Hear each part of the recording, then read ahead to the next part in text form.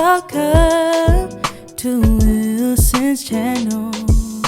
All right, ladies and gentlemen, welcome back to another podcast episode. This is Chat with Wilson featuring your host, Wilson here, and we got a special guest for episode 17. This is the homie Khoi, aka Khoiboy. What's up, man? What's up? What's up? Thanks for having me on. Yes, sir. Welcome to the stream. This is going to be a one-on-one podcast interview. If you guys watched that last episode, which was 2 days ago, that was episode 16 where we did a group podcast. This time we're going back to the original format, one-on-one interviews, just to get to know each other. We do have two special commands for this podcast. It's exclamation podcast, just a short summary of why I like to do these. And in short, it's literally just to get to know my friends on a more personal level, and just for the audience to be able to learn about my friends too. And then we have exclamation guest, which is a direct link to Khoi's Twitch channel. He is a fellow streamer. We'll talk about that. Please do drop some follows and check him out when he's live. All right, let's go with a quick, brief introduction, and then I could ask you more from there. How would you describe yourself, and who are you? I mean, should I just do my typical intro that I do for when I get raids? Oh, you definitely you can. All right, so hello guys. My name is Khoiboy. I am, like Wilson mentioned, another streamer. I usually do stream FPS games, a lot of Riot games like Valorant and League, but don't really do that too much because I'm not that good at them. Streaming is a good side hobby. I do enjoy a lot of other things such as skateboarding, bowling, and getting to know new interesting people, just like Wilson. There you go. Okay. He's lying about the gaming part. He's actually really cracked, by the way. So we're gonna learn more about that. Okay.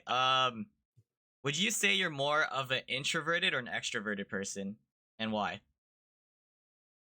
I'd say I'm more introverted. I'm definitely a lot more of a homebody. I do enjoy being at home, snuggled up, whether that's, in bed or at my desk playing games or whatnot. I do enjoy that. I'm not a huge fan of, large crowds or loud events. I do know that a lot of people want me to go to a rave or a party and all that. And party, yeah, here and there I'll go to them. Especially if it's with a bunch of people that I know. Yeah. Rave is definitely not on the list of things I want to do this year. Fair. But never say never. That's something I want. I wouldn't say I want to do. It is something that Hai really wants me to do, and other people like Amber and even you've mentioned you want me to go to a rave. So maybe. No, about that, I love that you're staying true to yourself and that you're standing your ground, that it's just not time for you yet, because everyone's different, and of course your friends want to just enjoy their time with you. But seriously, if it's not in your comfort zone, just ease your way and do things that you like. We're still your friends. I hope so. I mean, I enjoy, people. I remember recently a funny story. Our girlfriend Amber, she went to Trilogy in Denver last year. Okay. And I got a hoodie. She got me a hoodie. She got me a jersey, and I watched the entire thing. Or not entire thing, but a majority of it on YouTube. Live stream? So if anyone ever asked me, yeah, they had a stream of it. And so whenever anyone asked me, I can just, I went there, You I experienced it? Yeah, I experienced it. I got merch there, so clearly I was there. They would never know. Yeah, that's a future topic that we'll discuss once we find out if you go through with it. Like you said, this year though, not on your agenda. That's okay. Yeah. All right, so you mentioned that you're mostly a homebody. I noticed you do have a lot of interests that involves you being out, like bowling, basketball, skating, right? What does your day-to-day look like? So my day, I actually have a pretty consistent schedule, and I like to keep by it. So if it's a weekday, work 9 to 5, pretty typical. Ooh, 9 to 5, okay. And usually in the afternoon, it's either streaming or bowling. Nowadays, it's streaming or bowling.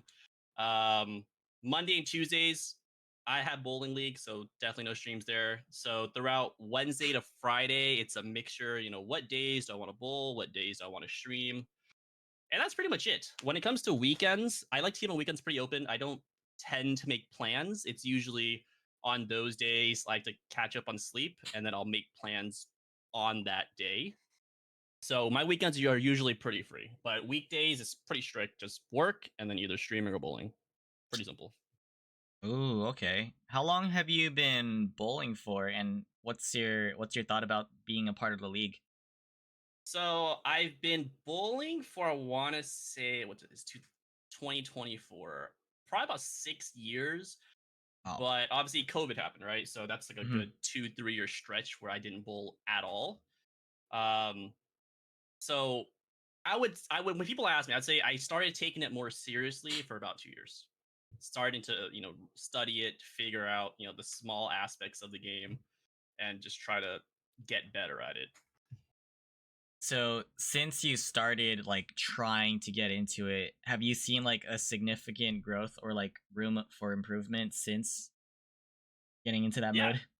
yeah, no, absolutely. There's a lot more to that sport than meets the eye, and I say Uh, that goes with pretty much every sport or hobby that people get into. Once you get the service level, it's fun, but once you start digging down deeper into professional play and seeing what they're doing compared to what going to your local center and bowling. It's really fun, and just for me alone, I bowled again seriously for about 2 years, and I say seriously, I haven't bowled a tournament like that, yeah. so it's not that serious. But even for me, just recently, I would say about a week ago, I just changed up 3 or 4 aspects of my own shot, Hmm. and that's only been a week. So I've been really trying to hone in on that and trying to improve in that. So I definitely have a lot to improve on. There's so much I want to get better at, so much I want to do in terms of just my personal achievements for that. Yeah. And I know you mentioned league earlier, and I forgot to answer it. All So good. joining a league is definitely fun. It's the easiest way for me to meet other bowlers because Mhm. bowling is not a common sport, right? There's not that many people that do it, and when I'm able to bowl with people that not only enjoy it but also know how to do it, it's pretty fun for me. So joining leagues not only gives me a chance to just bowl, which I love to do, but it also allows me to meet other bowlers and interact with them, make new friends. So yeah, it's an easy way for me to make new friends in person since I'm usually at my desk at work at home. Uh-huh. So I enjoy it. No, definitely another way since you're also a streamer, so you meet people online, but then bowling's like your way of meeting people outside. Yeah, yeah. It's Uh also I like yeah. to joke around that it's like my workout because that's like the No, only physical true. activity I No, do. that's true though, cuz like I remember I would go bowling like over the summer or something, and then my arm would be like super like sore intense after a night. Yeah, yeah. My arms get sore for other reasons though. Oh, We okay. I mean we we can say that for offline. We can say that for offline. for sure, for sure. So, what about bowling keeps you interested and just hooked? Because, for example, for me, when I like get into sports, it's usually like the people that are willing to play with me, like my friends, right? Mhm. That's like a motivation. But how about for you? My motive, so bowling really it's a good solo sport. So my motivation to do it is just for me to get better at it, and Yeah. just because I've seen where I've started and I know where I want to be at, that I want to improve. Mm. And that's the only downside I would say about bowling is that a lot of the times it is just yourself. It's all just on you. It's not a team sport by any means. Yeah. So I do it to just because I want to get better at it, not because my friends want to do it. It's because I want to do it. So, how many times would you say you'd go out of your way to go bowl, like even on your own, per week? Oh shit. Solo bowling, I don't do it as often anymore because Mm. I have met some people through League that I can just hit up nowadays and just go bowl with Nice. them. So Yeah. I don't bowl solo as often, but I did used to maybe like once a week. Because one, bowling solo is not that bad, especially if you have earphones. You can just vibe out, focus on what you're doing, Hmm. and just hang around. Because usually when I bowl, even when I bowl with a friend, right? Yeah, we'll chat here and there, but it is definitely still like, okay, let's focus on what I'm doing and what I can improve on. Okay. Yeah, so I'm still Hmm. waiting for the day we go bowling. For Still sure. waiting on that because I know you can bowl, Wilson. I've seen those arms. I bowled with you. It was fun. It was fun. Yeah. Well, we Need could more we of could it. definitely plan something like preferably nighttime. But yeah, the Yeah, vibes for bowling is chill. It's very chill. yeah, man. We gotta bring everyone. We gotta bring two. We gotta bring Okay. High. We gotta bring Amber, and then you can show us all up. That's definitely not happening, but I'll show up. All right. So, would you say it's a expensive hobby for you since you're so invested into it? Like, do you have your own shoes and like bowling ball and all that? Yeah, it's. I'm not gonna lie. It's pretty expensive. Um, Especially when you get to more in depth of it, it Mm. gets pretty expensive, but it does plateau. So once you do get all the things you need, then you don't really need to spend money. Because when I bowl nowadays, most of the time when I go practice, I practice for free. I don't pay for bowling. Oh, Um, yeah, it's because I have a friend that gets the hookup. hey, that's Uh, awesome. Okay, you're yeah, it, set. it definitely saves money. But stuff like but getting to this point, like, yeah, the equipment's not cheap, and I have a good amount of equipment, and bowling leagues aren't cheap, so there is a pretty hefty price to get into them. Mhm. But I mean, I enjoy it. I try to get the best out of everything, especially when it comes to leagues. Like, yeah, it's a heavy upfront cost, but there are perks to get to joining a league, and that's what I focus on instead of the big price tag. Yeah. Oh, okay. Do you feel like it's something like specifically getting bowling balls? Do you think it could be addicting trying to like get like multiple or like specific types? Because Oh it's like yeah, collecting oh shoes, yeah. for example, is like a huge thing, and which is expensive. So I'd imagine. Yeah, my bowling shoes are actually the most expensive pair of shoes I own, which is weird. I don't usually wear Whoa. shoes anyways. I Uh usually wear huh. slippers. I'm a slipper person. But yeah, my bowling shoes are the most expensive shoes I own. And touching on the bowling ball, yes, bowling balls, like, oh my gosh, you always want to buy another one because they release a lot of new ones almost every month at this point, every two Yeah. months, 3 months. So you're always like, damn, I want to get that new ball. And I think I have like 9 or 10 right now under my 9 or bed. 10? Yeah, and I only bring 3 with me every time I go bowling. But Yeah. I have about 9 or 10 bowling balls at this point, and I'm getting actually 2 more probably within the next month because one of the leagues that I'm in, Uh huh. part of joining is you get your two choices of bowling balls, and you can keep two. So I'm getting 2 new. So I'll probably be like 12 That's at this point. dang. Yeah. And like you probably keep them in really good condition and stuff, right? And do you like polish them and everything? Um, I wouldn't say they're in amazing condition because again, you're throwing them down the lane, they're hitting pins, they're gonna get dents and scratches. Okay. I keep them in as best condition as I possibly can, but just over Yes. time, it's gonna get roughed up, and I do take care of them and as much as I possibly can, especially the ones that I use. Right, there's a lot of balls that I currently own that I almost never throw anymore, Mm. purely because I have my own arsenal now. But yeah, what I do intend to sell some to try to clear up space under my bed to buy new balls. Yeah. So I will need to clean them up, and No, for might give sure. might give some away. So Wilson, you want a ball, dude? Just Hey, let me just do know. it like a little giveaway for like Oh, stream or giveaway. something. Who knows? Yeah. I could, good. And Kasala, thank you for the resub for 22 months. I appreciate you, Kasala. Thank you, thank We you. love the resubs. All right, so a few more questions about bowling because I love getting to know people's passions and stuff. For you, in particular, what advice could you give to someone who's not as good as at bowling, maybe a beginner, to kind of quickly improve? If you could only give like one advice. One advice would be practice your spare shooting.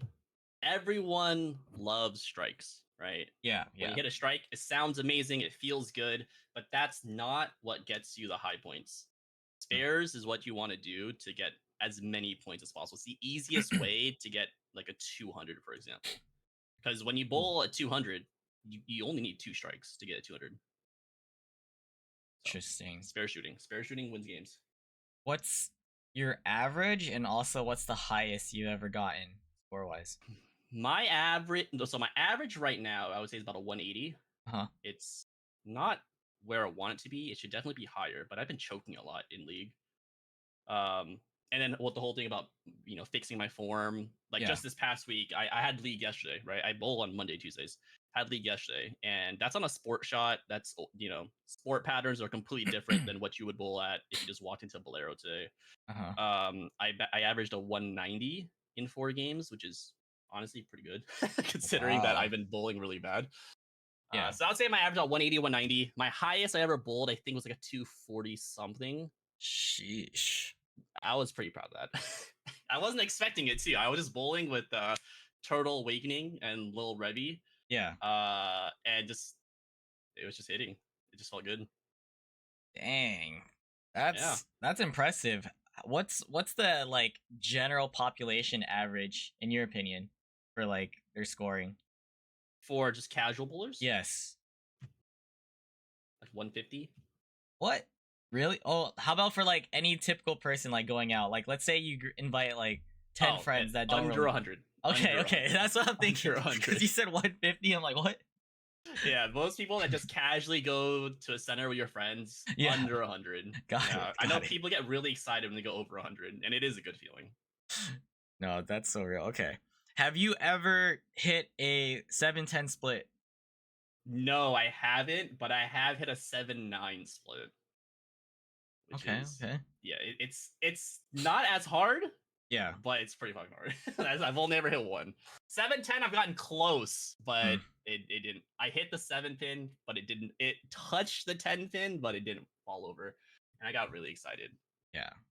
Okay. And like knowing that you've been playing for some time, like tips and tricks. Like I'm sure form is like a huge thing. Maybe like a follow through type of thing. How big of a deal is it to use your leg, or like you know how people kind of like swing their feet? Yeah. And do that like pose? Yeah. How important is that, and what do you call that? I don't think there's really a term for it. Okay. I just think it's just the natural way your leg moves. They're not doing it intentionally, or at least in my opinion, we're not doing it intentionally. It's all that entire body movement is just called your follow through. Yeah. Is it important? Yes. I wouldn't say your legs are as important in your follow through. It's definitely your arms that you want to do your follow through with, and that's something that I've been working on. Is definitely my follow through. So yeah, legs not too important. I would say that leg you described for a typical right-hander is your right leg. That's the one that goes behind your leg.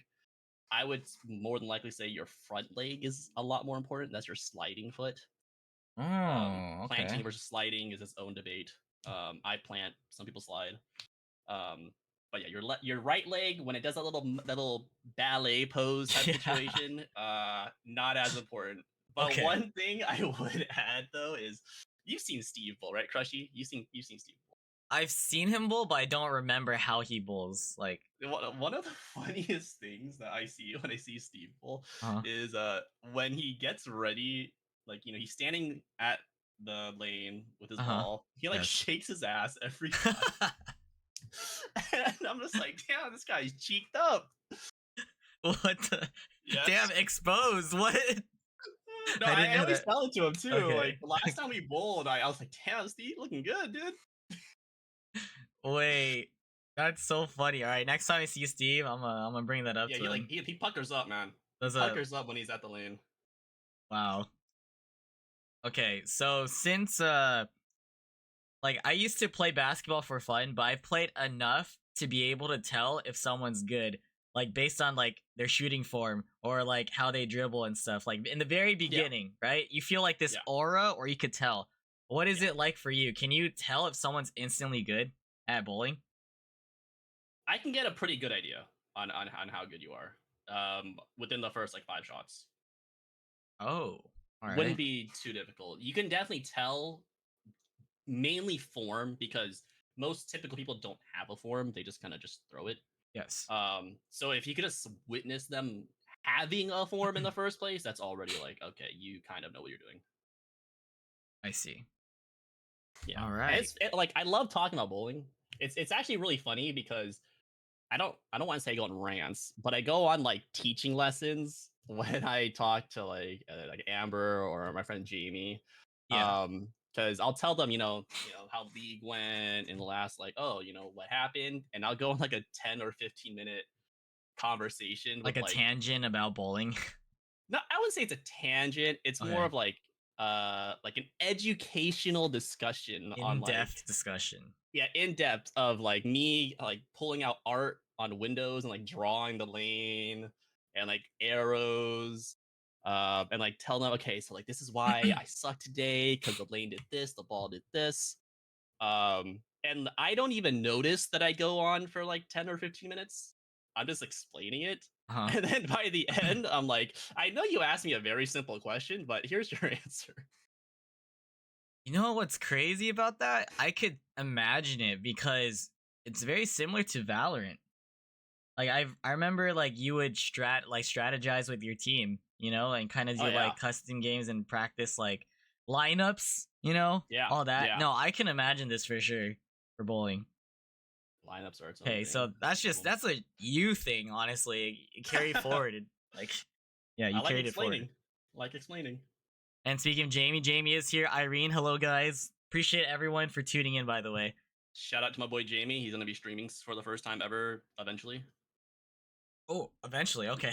He will, yeah, yeah. We during my subathon, there was a goal that he would do a stream, and we hit it.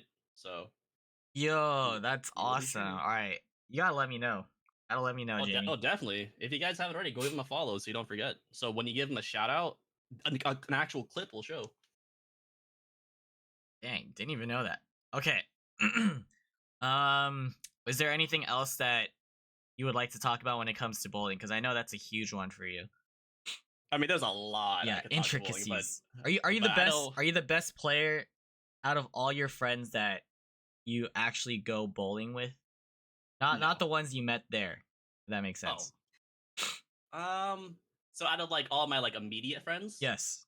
yeah, 100%. I Okay. wouldn't question it.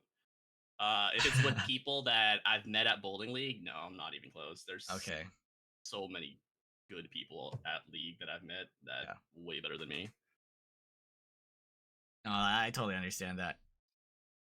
Yeah, there's a lot about bowling I could talk about, but I don't want to bore everyone, so we don't gotta talk No, about bowling anymore. that was a good talk about bowling. All right. Well, there are many parts of you that we definitely want to know about. Specifically, I want to know about. So let's let's move on to the very beginnings of your life, your childhood, your education. Right? Can you Okay. give me like a recap or a summary of what life was like growing up for you? So it could, yeah, just a general recap, and then I will like fill in the dots with questions. Sure. So I grew up with a older sister, single mom. Parents were divorced pretty early. Um, it wasn't the easiest childhood because it was a single mom in California, so it's expensive. Um, grew up. I don't know if this is gonna dox me, but I grew up in Milpitas for most of my early ages. Okay. Um, went through that, and then I actually moved a lot closer to you when I hit sixth grade. So I lived in apartments when I was younger, and then when sixth grade hit, we rented a house Yeah. with my stepdad. And I think when I moved into that house when I was in sixth grade is when I got my first like actual video game.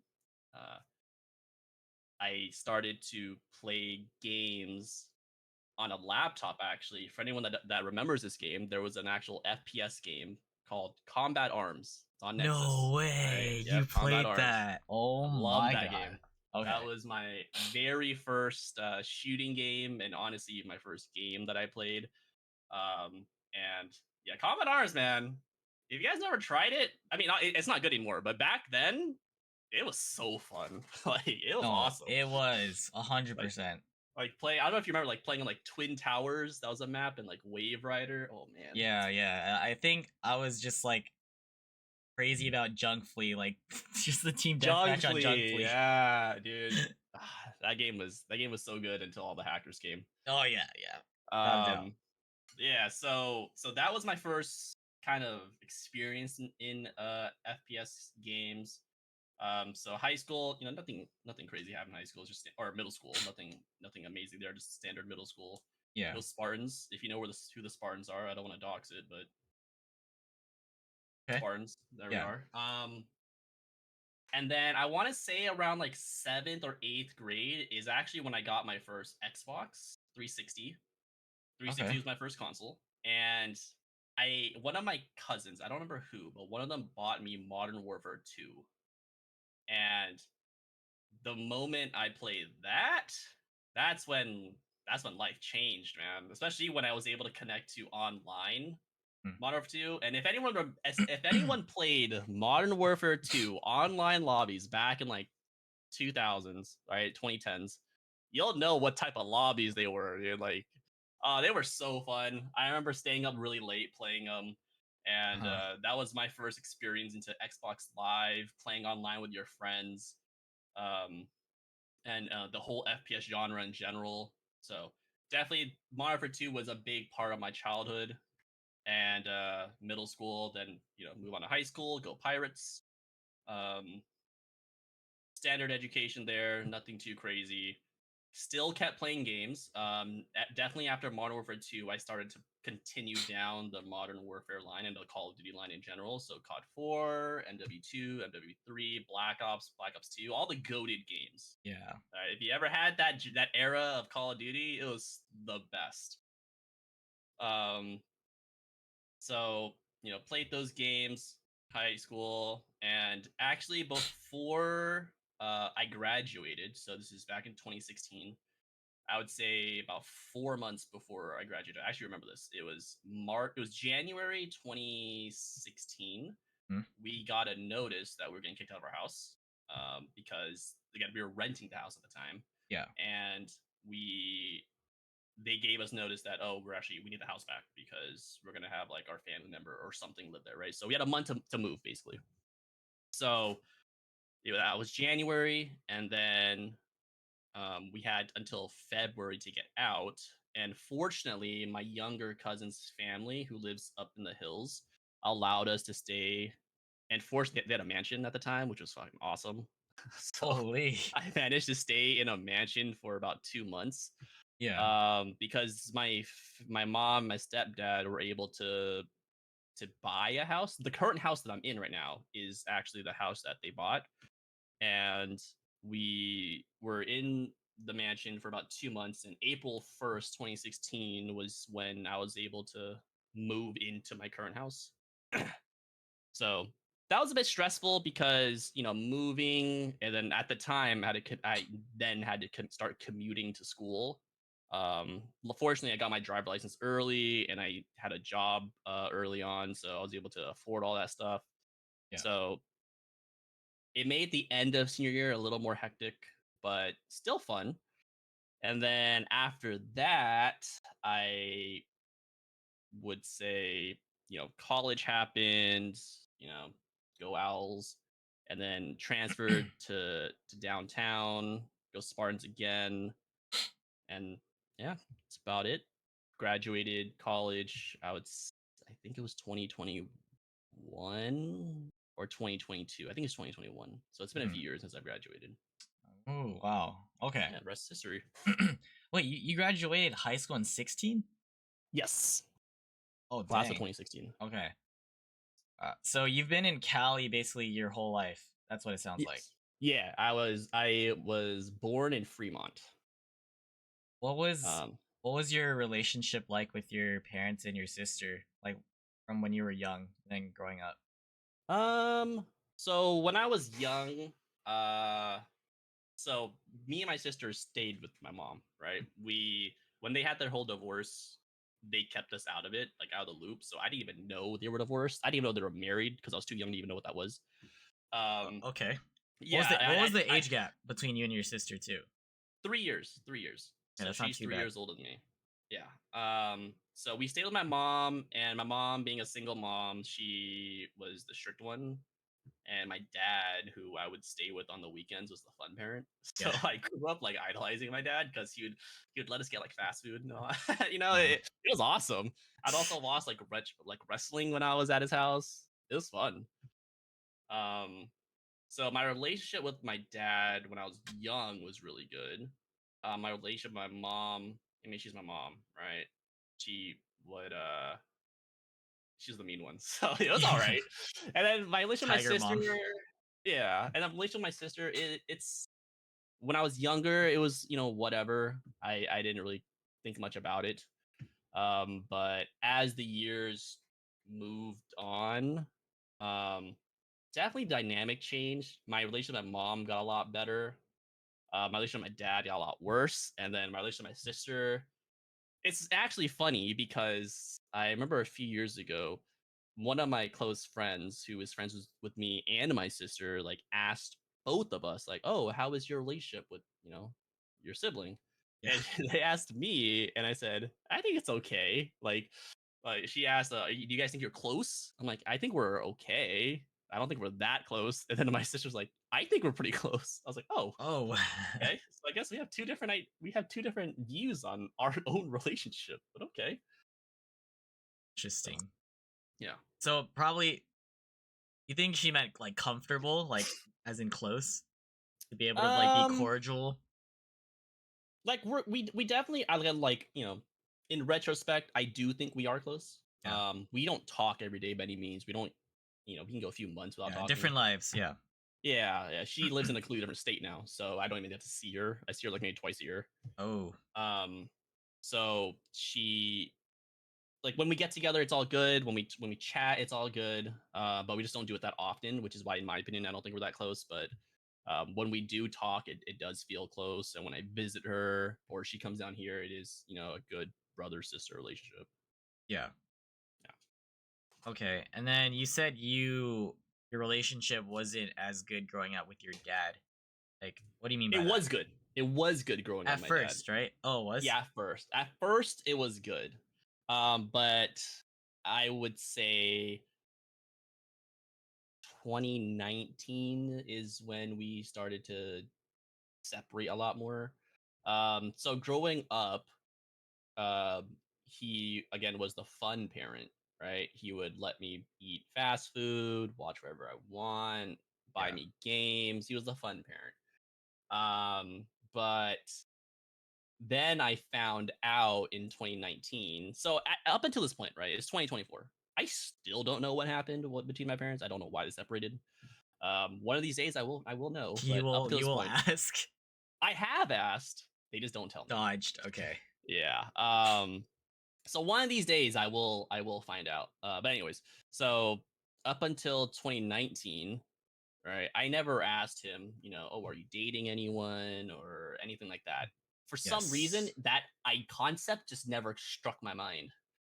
And also I always feel like if it's super important, like let's say I'm getting married, right?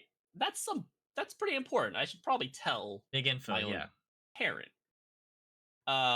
So in 2018, I don't know why we're at very. I remember specifically we were at a buffet, me and my sister and my dad, and I asked like, oh, like, are you seeing anyone? And it turns out he not only has been married, but he Oh. also has a kid, aka my half sister. So that was a pretty big bombshell to just drop on us. Oh, Specifically, that I have a half sister. he's really young. I think she's like 9 now, 8 or 9. She's honestly not that young anymore. Hmm. Um, so ever since he dropped that bombshell on us, I've been kind of like, okay, why did she just mention this like once? Just passing by, just let us know. But I guess we never asked. That was his reason. So ever since then, it's been our relationship is not nearly as close. I usually will stop by just to give my half sister like a birthday gift or a Yeah. Christmas gift. But aside from that, I don't usually stop by anymore. Okay, because he's like focused on his new family basically, Yeah, and you're yeah, just trying your best as like a brother. Okay, hmm exactly. I see. So what about you mentioned that you have a stepdad? Yeah, So what yeah. was life like just knowing that he got into the picture and then like just growing up with him? Um, so when I was young, like my mom introduced us to him, and I didn't think much about it. Just it's mom's friend, right? It's always like that. Yeah. It's always just mom's Just friend. a friend. Yeah. And then when we moved to the house that we rented, he actually moved in with us. I didn't know why he was living with us, but he was. Uh-huh. Um, so our relationship's always been, good. When I was younger in middle school, he would like do homework with me and like check my homework, make sure it was okay. You get like birthday gifts and all that. So it's always been a good relationship, especially now that I'm older. I kind of help him handle my mom. So, um, yeah, it's a good relationship. I would say he's definitely a cool guy. I love him. He's Awesome. very very handyman, very handyman of the house. Oh, okay. Yeah. So what would you say was like the biggest challenge for you growing up? Out of everything that you've gone through. Biggest challenge. I don't know if I would say there was one singular challenge, Okay. and I would say when I was young, the biggest challenge was having or single mom, two kids. That was definitely a hard time to get through, because I didn't understand the concept of money because I was too young to know what that was. Yeah. Um, so that was definitely a struggle. Middle school, I mean, we were almost homeless, so that was kind of scary to think about. Mm. And I would say when I got to college, one of the biggest struggles for me was that I actually switched majors, which was a pretty scary thing to do at the time because I actually failed my class. Oh, which caused So you to switch? yeah, it caused me to switch because I realized if I can't even pass this introductory course, I don't know Oh. if I can survive the entire thing. Yeah. So I ended up swapping majors, and that was pretty scary at the time. But that was still early on then, right? If that was an introductory class. I would say it was my second year of community college. Okay, because you would Yeah, just try to do all like the general stuff, right? yeah, general ed. Okay. Yeah. And it was physics. If anyone wants to know, it was Ooh. physics. To this day, I think I'm decent at physics now. Like, I think I'm pretty good. Yeah. So if I retook that class, I probably could pass it. But back then, I just could not grasp the concept. It Hmm. was too hard. So how about what was your life like in school? Like let's say middle school, high school, where you're just developing as a person. What kind of kid were you at school and like known for? So I was a cool kid. No, I'm just kidding. Straight up. I was kidding. I was kidding. I would say I was like, I don't want to say quiet. I was pretty loud. As a kid, it was really funny because my sister and I would pretty much do the same schools, right? Because we lived near each other. Um, and whenever my mom would have like parent teacher conferences, she always told me that my sister was always quiet, but the teacher would always say that I'm loud, which I Nice. thought was really funny. But going back to the original topic of what I was like in middle and high school, um, I played a lot of basketball during that time, especially middle school. I played a lot of basketball. That was my absolute favorite sport. For the team too? So I for the team, yeah, for the team. Ooh. So I would hang out a lot with the basketball team, aka the cool kids. Um, and I did a lot of like outdoor sports stuff, like cross country and just general athletics.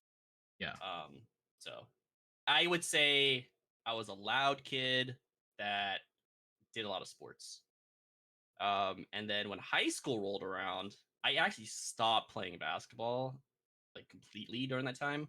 I didn't bother trying out for any leagues or anything like that. Just didn't feel high it s- anymore. just didn't feel anymore. Man, I was getting old. Freshman in high school, too old, man. um, High school was definitely a lot more low key for me. I didn't really want to stand out. I didn't really want to, I didn't want to be known. I kind of just want to just get me through this so I can go to college. Oh, so no clubs or activities of that sort? No, no, no. But I've been doing a lot of talk. I want to know about your middle and high school. What is Swolson like back then? What would you guess? Like, honestly. You just take a random guess. Quiet. It's honestly a good guess. Were you?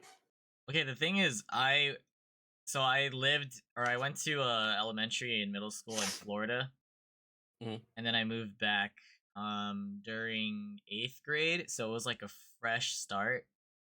So both like I had my set friends in Florida, although I was pretty quiet. I was like a pretty studious kid, going for the straight A's and everything. Tried to Asian carry that parents, man. forward. Yeah.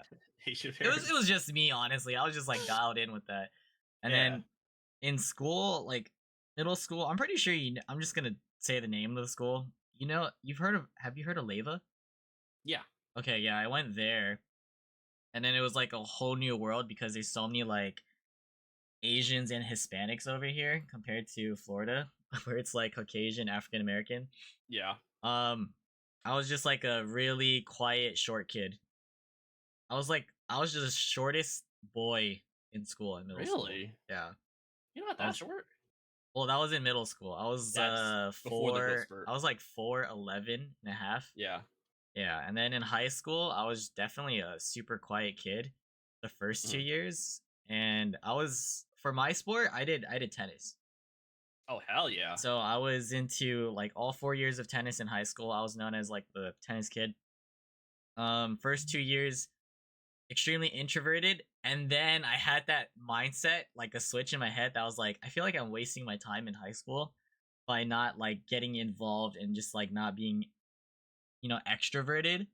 Yeah. So I really like went out of my way to like make so many friends throughout my junior and senior year. So I was like, I wouldn't say I was popular, but I was very known. Just like today. I joined leadership just like today. It's something like at least I know everyone in the community type of thing. So like in high school, I was involved. And this isn't supposed to be a flex, but because people knew me as the super nice guy in high school, they voted me as the homecoming king. Oh hell yeah! I'm not even surprised. Not even surprised. Yeah, they voted correctly. Not prom king, but homecoming king. And the funny thing, how it happened, is because we were for leadership.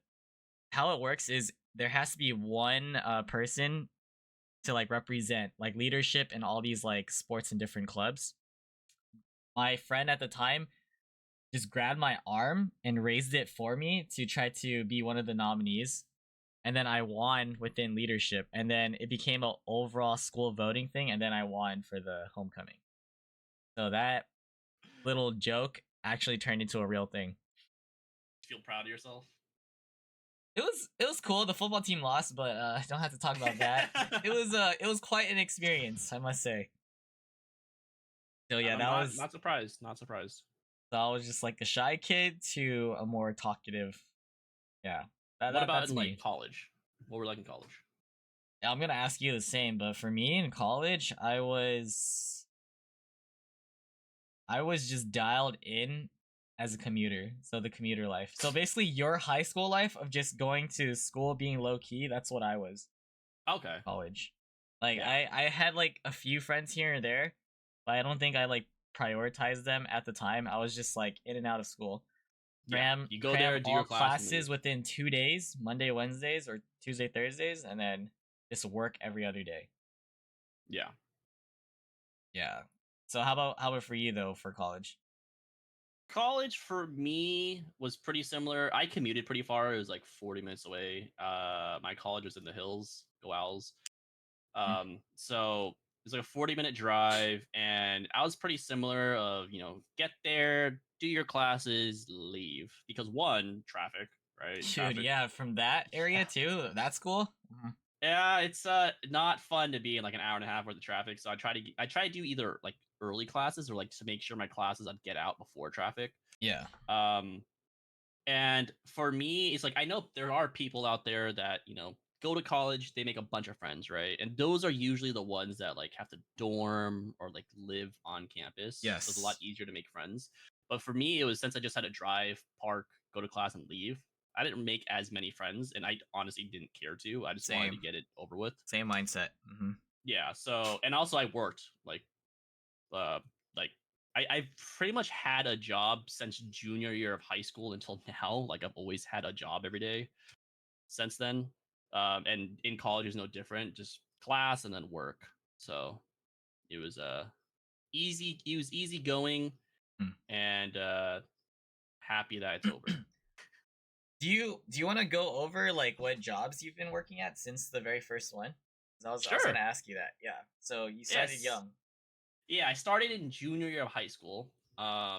So from junior year of high school to freshman year of college, I worked at a boba store. Oh wait, Um, can you say which one? Is it still open? it's not Black Pearl. You remember it? Sounds so familiar. Was it like kind of like the Brokaw area or what? Or was that? There was a location there. We had Oh, two locations. There okay. was one in Brokaw and one on Sierra. All right, all right. Yeah. And I became store manager of the Sierra one for a little bit, not that long. Wait, as a Um, high schooler? freshman year of college. Oh, That's when I okay, became like store okay. manager. Dang, you were there for a minute then.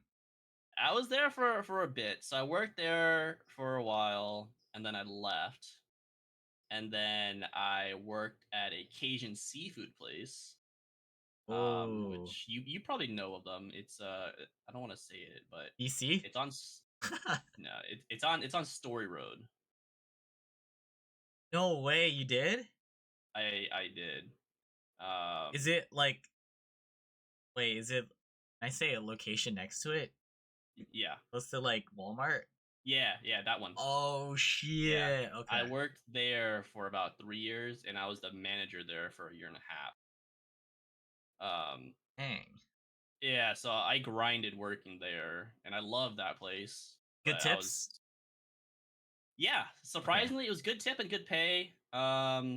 Hiring, you had to work as manager. I had to work like 10, 11 hour shifts sometimes.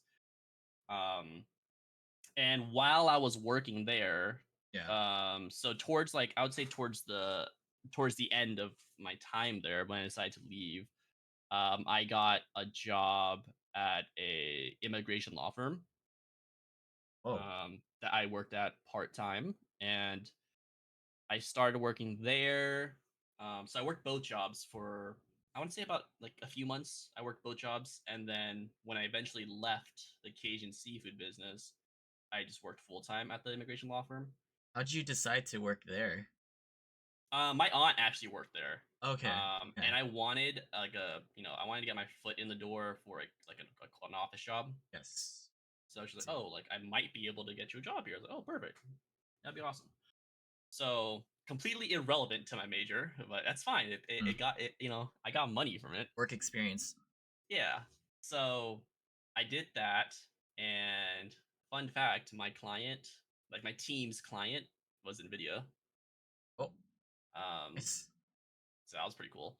So I worked there for I want to say about 3 years also, which is funny because if you look at my work history, it's like almost every 3 years is when I move. It's coincidentally, it's not That's intentional. yeah, that's pretty crazy. That's pretty Yeah. long though, like for average type of job. You Yeah, stuck to 3 it. years. Um, so then I applied because I was still applying to places that were more relevant to my major. Yes. And my current job is a little more relevant. It's not as relevant as I would like, but it's more relevant. And it's work from home. So when I got my current job, that's when I left that job, and I'm still at this one. It's been over 2 years actually. And it's always been work from home. My current job, yes. Yes. Oh. They are um based in SoCal. And sometimes when we have, it's a small group, it's a small company, it's not big by any means. Sometimes when they would have like a team meeting, they would fly me down there for the day, and I would be in SoCal for like 6 hours, and then fly back up. How'd you find this one? Just LinkedIn. Just LinkedIn. Oh, okay. Nothing too crazy. So remember to use LinkedIn, folks. It's pretty helpful. That's one of the things that I need to be on. I actually don't use LinkedIn. You don't? So bad. Yeah. It's pretty useful. It's not as good as I would know. say it was before. I would say nowadays it's becoming a lot more like Facebook. People are posting, irrelevant stuff. Oh, I But see. it does help. It does help with finding jobs. Yeah. How Okay. about you? What's your work history looking like? Because I know I see your snaps of the free food. Is it free food or do you have to? It is free food. See, I see that and I'm just like, dude, your expenses on food must have plummeted since you started working there. Oh yeah, for sure. Before I get to that, are you able to say like a little bit of what you do for your current job? Yeah, so right now with my current job, so I'm technically in the marketing business development side of my company, but I would say for the past 6 months, I've been a lot more hands-on as like a data analyst, data scientist um Okay. role without the fucking pay. Well, do you get that title at least? No, I don't. That's the worst part. I like the title, I don't get the money, but I still do the same job. Um, so yeah, that's the realm that I've been working in. So right now, it's a lot of hands like data visualization, so like presentations, charts. So what title do they give you then? My official title is Global Market Research Analyst. Okay, analyst. Yes, but the stuff that I do right now has nothing to do with marketing. So Okay, I need that pay raise, man. I need that pay raise. For me, brief work history. Since you asked, my first job was when I was like, it was like right after high school. So my first year of college, I worked at the Thai food restaurant that is next to like that used to be next to like the Soiful Plaza, the Paloma Plaza. Like where we go to the park to like play games and stuff or like basketball. You worked at that one? Yeah, it was called Sweet Basil. Oh yeah, no, I remember it. Yeah, so I worked there from 2013 to 2016, so pretty long. The reason why I quit is because, well, technically I didn't quit. It shut down. So that was the reason like I left, because I was constantly like working there and playing basketball back then. Yeah, combination. Funny thing is, Hai used to work there too. Is that how you met Hai? No, I met him in high school. I met him like during my freshman year. So. What's the story with that? Let's take a little side piece here. Yes. Wait, with what? Like how to know how I knew Hai? Yeah, how'd you get to know Hai? How did that friendship get started? Okay, so he was in my first period algebra class. Wow. We weren't like algebra. We weren't like close, but he was just like we would sit in groups, like table groups. Yeah. He was in the group. To me he seemed like a really cool kid, with his like music, his style. People knew him and everything. And then we bonded because of Yu-Gi-Oh. Oh, hell yeah, let's go. I brought out the Yu-Gi-Oh stuff. He was interested. He wanted to learn about it. So I brought like a bunch of cards, helped him like make decks out of it, and then got him like hella addicted. To the point where when we're taking our math quiz for like our test, like I'm doing my thing because I was like grinding school, right? Yeah. And during the middle of the test, he would bother me and ask me about Yu-Gi-Oh ruling, because he's dueling our friend while we're taking a test. Yeah, and then the teacher comes, and we think we're gonna get in trouble, right? Because he comes up to us, and he looks at Hai. He's like, "Hey, take off your earphones," because he was listening to music. And then he didn't even care that we were playing they were playing Yu-Gi-Oh. So that was it. That's a Yeah, chill and teacher. then since then we were kind of like on and off of being close because he had his own things that he did because I Yeah. did tennis and all that. And then we became like a lot closer by the time we were like graduating because he was in badminton and I got involved with badminton and also like a bit of Yu-Gi-Oh like before that. And then ever since then we started like working together and like just kept in touch, same games, interests. Yeah. It's like a little just That's cool. yeah, so working together at the Thai food place. And then I worked at 85 Bakery. Oh yeah. Yeah. But I worked at the one in Dianza, so it was hella far. That's I would drive far. it would be a 40-mile like I would drive at least 40 miles every day, like back and forth. Yeah, all Yeah, that just gas money. yeah. Just to go to work. I worked there for a year because friends were there. So this was like 2016 to 2017. Funny thing is I actually got fired. Oh, what'd you do? It's because one day my friend was leaving and he was our supervisor, so we hosted like a little get together low key party at the store Oh during a no. closing shift. So there was a lot going on. There was like jello shots. There was people in there that weren't supposed to be, like that aren't even employees. Our friends got a little too crazy and they took the bread from 85 and they threw it into a hole that was in the ceiling. Like they're just effing around in the management ceiling. So they threw it in there. And then yeah, we all got caught basically. Like they obviously saw someone reported it. Apparently like someone there like Snapchatted it and then people found out and then just Gosh. passed on the word.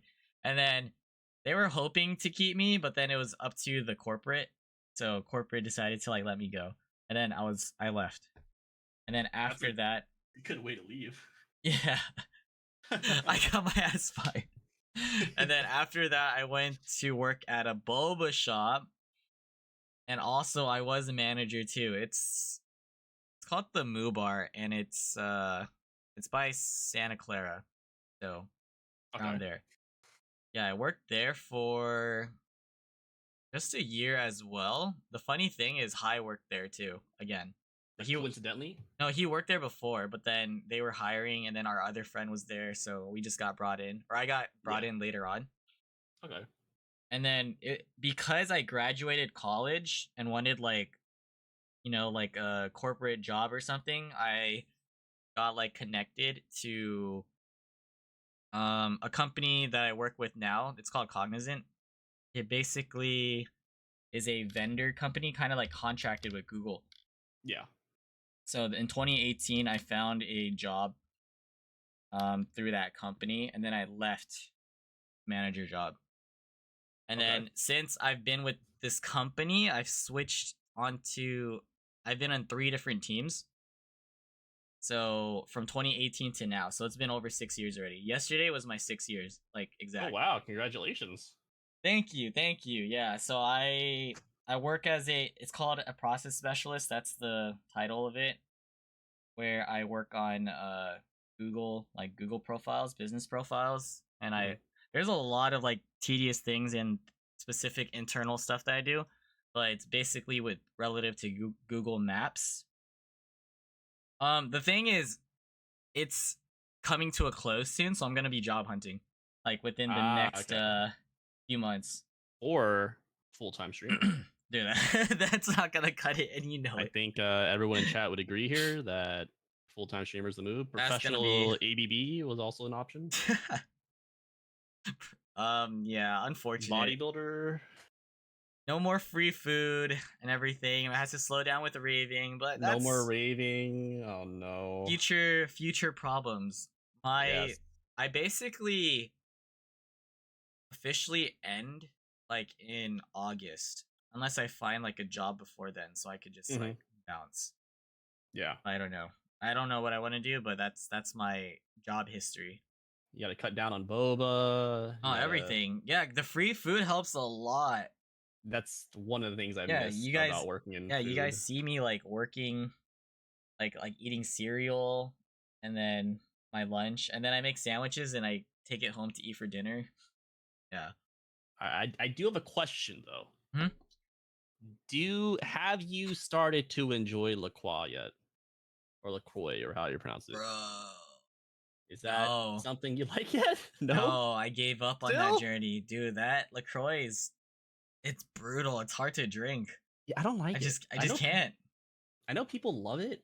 I personally I can't. Yeah, I don't hate it, but I just don't enjoy it. Yeah, it's a acquired taste that I Yes. don't want to acquire.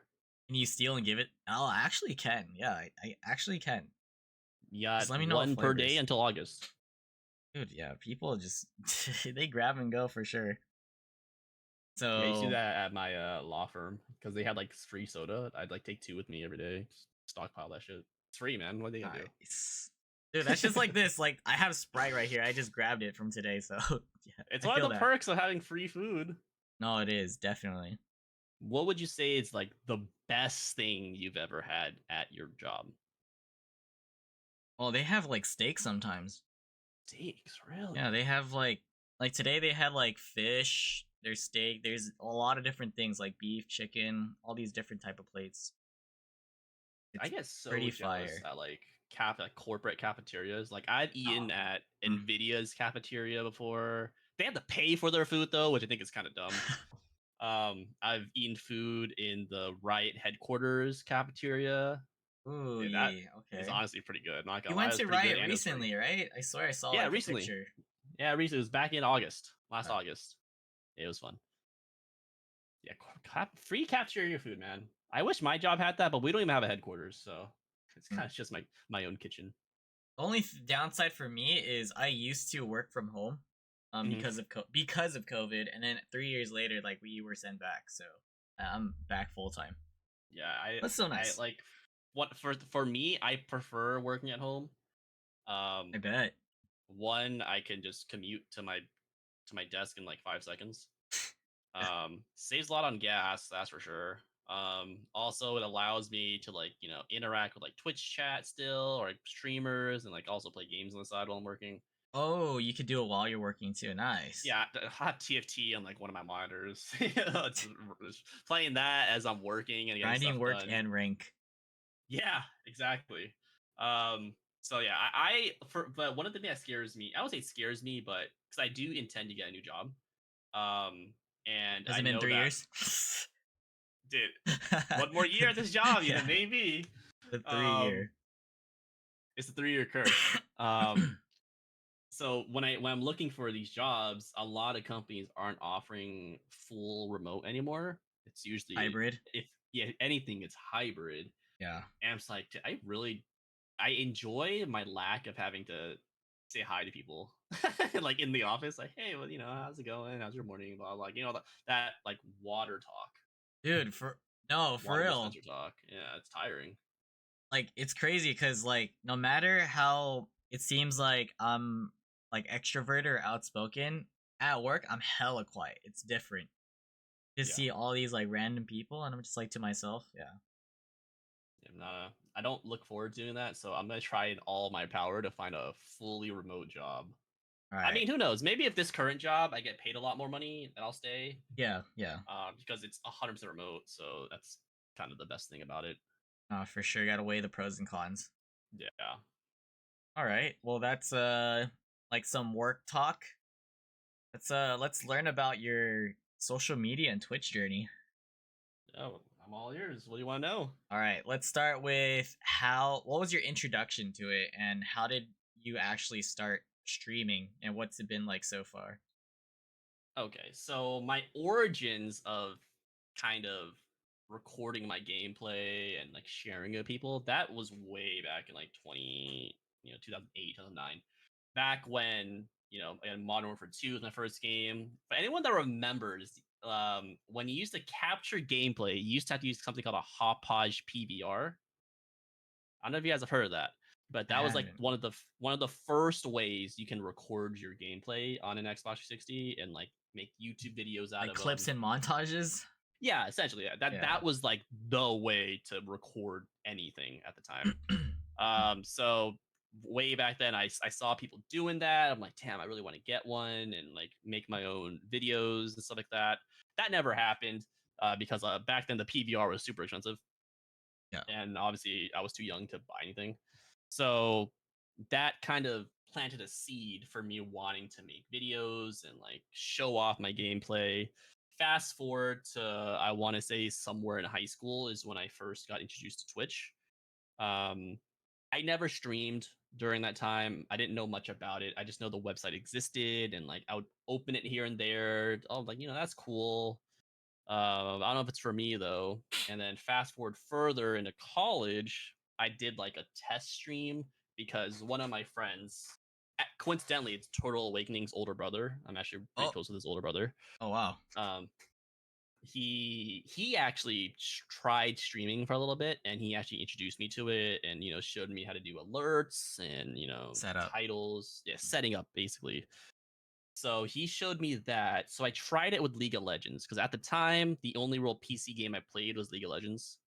And I streamed that, here and there for like 2 weeks. Never really got into it. So I stopped. Okay. And I didn't stream again at all until 2022, which is weird because I know that during COVID, when everyone's at home, that's when it was like a big Twitch boom because everyone's at home, Oh, nothing else to do. absolutely. Yeah. And I didn't do that. I actually got into it towards the end of that experience. So I was playing Valorant, I think. I think it was Valorant. And it was again with Turtle Awakening's older brother. And he was streaming. He was like, you should try it again. I was like, you know what else I gotta do? So set it up again, tried it out. Obviously, the first few months were experimental, and I never really got too crazy into it, but I did it anyways. And then I haven't stopped. It's been over 2 years now, and I haven't stopped.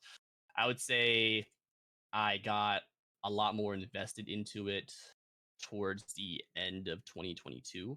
Is when I was like, this is fun. Let's do a lot more of this Yeah. and let's start making it better. Let's start being a little more watchable.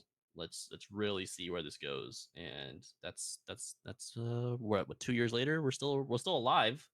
We So just so celebrated. Valorant was like the main thing. League of Legends was the first thing, Yeah. and very early on, League of Legends was still the main thing. I would stream Okay. Valorant here and there, but it wasn't my main game at the time. Okay. I would say, yeah, end of 2022, early 2023 was when I was like, okay, we're playing Valorant. And yeah, rest history. What was your like what was the mindset to make you want to like keep going at it? Was there something that specifically happened? Like did you meet people? Yeah, I started to meet a lot of, fun people that, through chat, also through like raiding people and getting to meet their communities. It was always a joy to meet all these wonderful people, and it's still one of the best things that I enjoy about streaming today is when I get to raid other communities and get to know them. So that feeling of there's so many people out there that I can connect with, especially because I still don't want to go outside because of COVID. Um, I can just make these new interactions and friends with when I can't do it IRL. It was a good feeling. So I wanted to keep doing that. And also just me in general, when I do something, I want to improve on it. That's kind of how my love for bowling started. I did it. I wanted to get better at it. Same with streaming. Started it. Didn't do too well in the early on, so I've always been striving to get better at it. I see. And for streaming right now, like you said you met a lot of people. Do you feel like you were in like specific communities and like have you switched over to like new communities and stuff like that? Because I feel like everyone has their own specific path Yeah. and have been a part of like different groups. Um, there's definitely been a lot of groups that I wouldn't say I don't like being in groups. Like even throughout like IRL, like high school and middle school, I don't like to be in a group. Yeah. I like to be associated with many groups, but I don't want to be like, yeah, I'm that group, right? Yes. So there's been a lot of communities out there. Just to name a few, I think one of the first early communities I was a part of was Andy Maple underscore IM, but I think he changed his name to Tetsuya. That's where I met Jamie, who's I consider one of my best Oh, friends to this day. I met him through him. that was the Um, beginnings. that was the beginnings. And then my friend Richard, my IRL friend Richard, Huh. Ringu. I think you know him. Oh yeah, I've seen that name. Yeah, Ringu. He was also one of the friends that was a streamer when I first started, and he was helping me show me the ropes. So I was part of his community for a bit, Yeah. and I still am, but he doesn't stream as much anymore. Then I would say one of the bigger communities I've been a part of was I met this one celebrity actually. This thing's like I don't know if you know him, it's like Wilson Chang. Oh, Um, celebrity's crazy. yeah. He my friend Linda, you know Linda San, right? Yeah. Yeah, Oh my god. we love Uh, Linda. So uh, Andy Maple underscore I am, he introduced me to your Halloween tourney, CGT Halloween. And that was my first interaction with you and your community. And that was the start of me getting to know you and also getting to know all the wonderful people throughout your community that I also consider some of my friends. So that I would say your community was definitely a big one. Um, Recently, some other communities I've been a part of that I am very happy to be part of. Lady Anna's community, Ms. BBG's community, yeah. Ace's community. Um, yeah, all amazing people and all amazing communities. Oh, that's crazy. You're saying the first one was the Halloween tournament, the CGT one? Yep, that was the very first time I was ever in a Valorant tourney. Period. And the very first one I was in for yours, and it was funny because we did that tourney, Yeah. and TwitchCon was I think like a month after or something, and TwitchCon was actually the first time I met you IRL. Um, it was San Diego. I went with Linda and her friends, and Linda actually saw you, and then that's when we first interacted. Wait, that tournament was in 22? No, I think yeah, maybe or 2021, 2021 or No, 2022, it one of can't be those. it can't be 21, I know that. So, Then it was probably 22. wait, so doesn't that mean I met you at TwitchCon and then I hosted that? Because I'm pretty sure I Well, hosted whichever it. one came first. Yeah, I don't remember. because I remember meeting you at Yeah, TwitchCon, like specifically, because that's when I saw Linda and everything. Yeah, yeah. dude, So if that's yeah, wow. maybe it was TwitchCon and then tourney. But yeah, go Team Frankenstein's. Still love that team. Whoa. Have you talked to Glad. Linda ever since? Here and there, she's definitely been busy. I know she got married. Yeah. So I'll see like her Instagram stories here and there. I'll say hi and stuff like that. She recently signed a CUDA board that Amber sent her for my birthday. Hmm. So she wrote on that, and then I messaged her, saying thank you, and then we caught up like a tiny bit. But yeah, she's doing good. She's doing good. Dang, but you guys were close enough to be able to like go to TwitchCon together. Yeah, she's a homie, man. She's a homie. I wish I can talk to her more, but I know she's got her own life and she's busy. So whenever I get the chance to chat with her, it's always a treat. The crazy thing is that when was this? It was I think it was last year, right? Yeah, it was last year. I went to Vegas and then I saw her at a club. Really? Yeah. That's like a small world moment thing cuz I went for like a friend's birthday, like Soju's birthday and everything.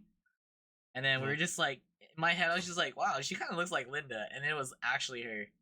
Like That's she turned awesome. around and she like started talking to me. She's Like holy shit. actually she's based there now. Yeah, that's what she Yeah, told me. yeah, And she's based there now. I was just like, what are you doing here? Because I remember like she lived in the east. Yeah, she used to. Okay, so back to your Twitch journey. So since you've been at it for quite some time, I want to know what were your goals before and now? Streamer of the Year award. That's always my goal. That'll happen. Tarek will be dethroned. realistically, um, it would be nice to hit 1,000 followers. I always thought that number was perfect. I really want that number, and I Follow would guys. Exclamation hopefully guess. get it. I will hopefully get it. You will. We're pretty far away. There's this, we're not even close to that, but we'll get there eventually. But my ultimate goal is really just to make new friends and meet amazing people throughout the community. Mm. And that's the beauty of Twitch, is that so many of my close friends are people now that I've met through Twitch. Like, my Yeah. girlfriend, Cookie Yams, I met her through Twitch. My best friends, Ace and Jamie, I met them through Twitch. My good friends that I would consider, Hi and Caster, you, and all these other amazing people that I've had the chance to meet are all just amazing people that I would not have met without For Twitch. Twitch. Yep. Yeah. Okay. Yeah, so we have like similar mindsets. We're just trying to like make friends and everything. Okay, but for you though, I do want to like talk about like the details of it and everything. What's like the biggest thing that you've learned like about streaming? It could be like the challenges or like just what keeps like actually keeps you going, or cuz I want to know like what your thought process is, cuz everyone is affected by Twitch some way, whether it's a Yeah. positive or negative. Well, let's get the negative out of the way. The negative is that it takes time, right? And I'm not just talking about building your brand and building yourself on Twitch. It's just in general, to stream, you need to be there, click live Yeah. and do something, right? And that takes, some people stream for an hour, some do 24, some do longer, but it takes a block of your time. And that is the downside for me, is because I love streaming, right? It's something I love doing. I love being able to interact with chat, and it's very enjoyable. But because it takes a block of time, and you only have 24 in a day, and 3/4 of that is sleep and work. So Mm. it's hard for me to find time nowadays, especially because of bowling and how much time it takes out of my day. And I'm a person that I don't like to stream, 1 hour or even 2 hours. To me, it's a little too short. Yes. I know some Okay. people do that, and it's perfectly fine. Just me personally, I prefer to do a little bit longer. So it's hard for me to do that, to have time to stream, because it's something I love and something I want to do more. It's just hard to commit to time. Some of the good things of Twitch, was that the original question? I already forgot. Yeah. Like just name the good and bad then, or like what you've learned. Um, the things I've learned is that, one, it's not easy, right? You need um to know what you're doing, but also at the same time, some people that don't know what they're doing is pretty fun. It's a pretty fun experience to watch, and they succeed, which is amazing. Um, it definitely teaches you how to multitask. Being able to play your game and read chat, entertain. It's a lot of multitasking. Some people aren't good at it. Some people are. It does teach you that. Twitch has also taught me to definitely be patient with myself, because you're not gonna get a massive exposure right off the bat, right? It takes time. You got to build your brand. So it is a slow and steady progress. Some people, achieve further exposure a lot quicker, and that's not saying you're a bad streamer, Yeah. right? Like, it's just sometimes people get more exposure. It's no problem. It's not a bad thing on your part. And that's kind of my mindset, right? Like, I've been streaming for over 2 years, right? Some people that have streamed for 2 years have thousands and thousands of followers. Some people have less than a few hundred, right? So I try to make sure I keep myself grounded in that. I'm not at the follower count that I would like, but follower count means nothing, right? That's not. You shouldn't judge your success by how many followers you have, how many subs you have, how many viewers you have. Yeah. You should just do it for the love of it, not for a number on your screen. So that's kind of, I've been having to refocus on that, because if you focus too much on that, your actual content will suffer, and I Yeah. don't want that. Okay, so because you actually know that, I feel like that's an important part, like looking at the metrics, the numbers and stuff. because like realistically, you do have your personal goals, whether you Yeah. say it or not, right? Like, and Yeah. you just you want to learn from like your experiences, like to see where you're currently at, and of course, you want to get to a certain point.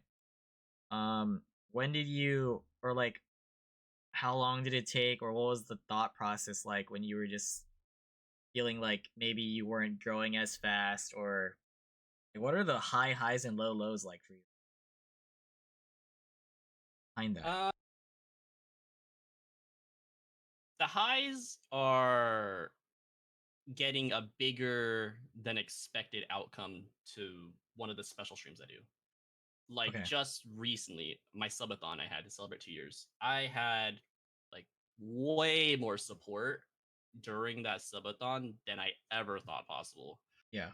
which has told me that one, I need to increase my impossible goals way higher so I never have to do them because they broke like 3 of them that I thought was not Never possible. gonna hit. Yeah. Yeah, That's awesome and though.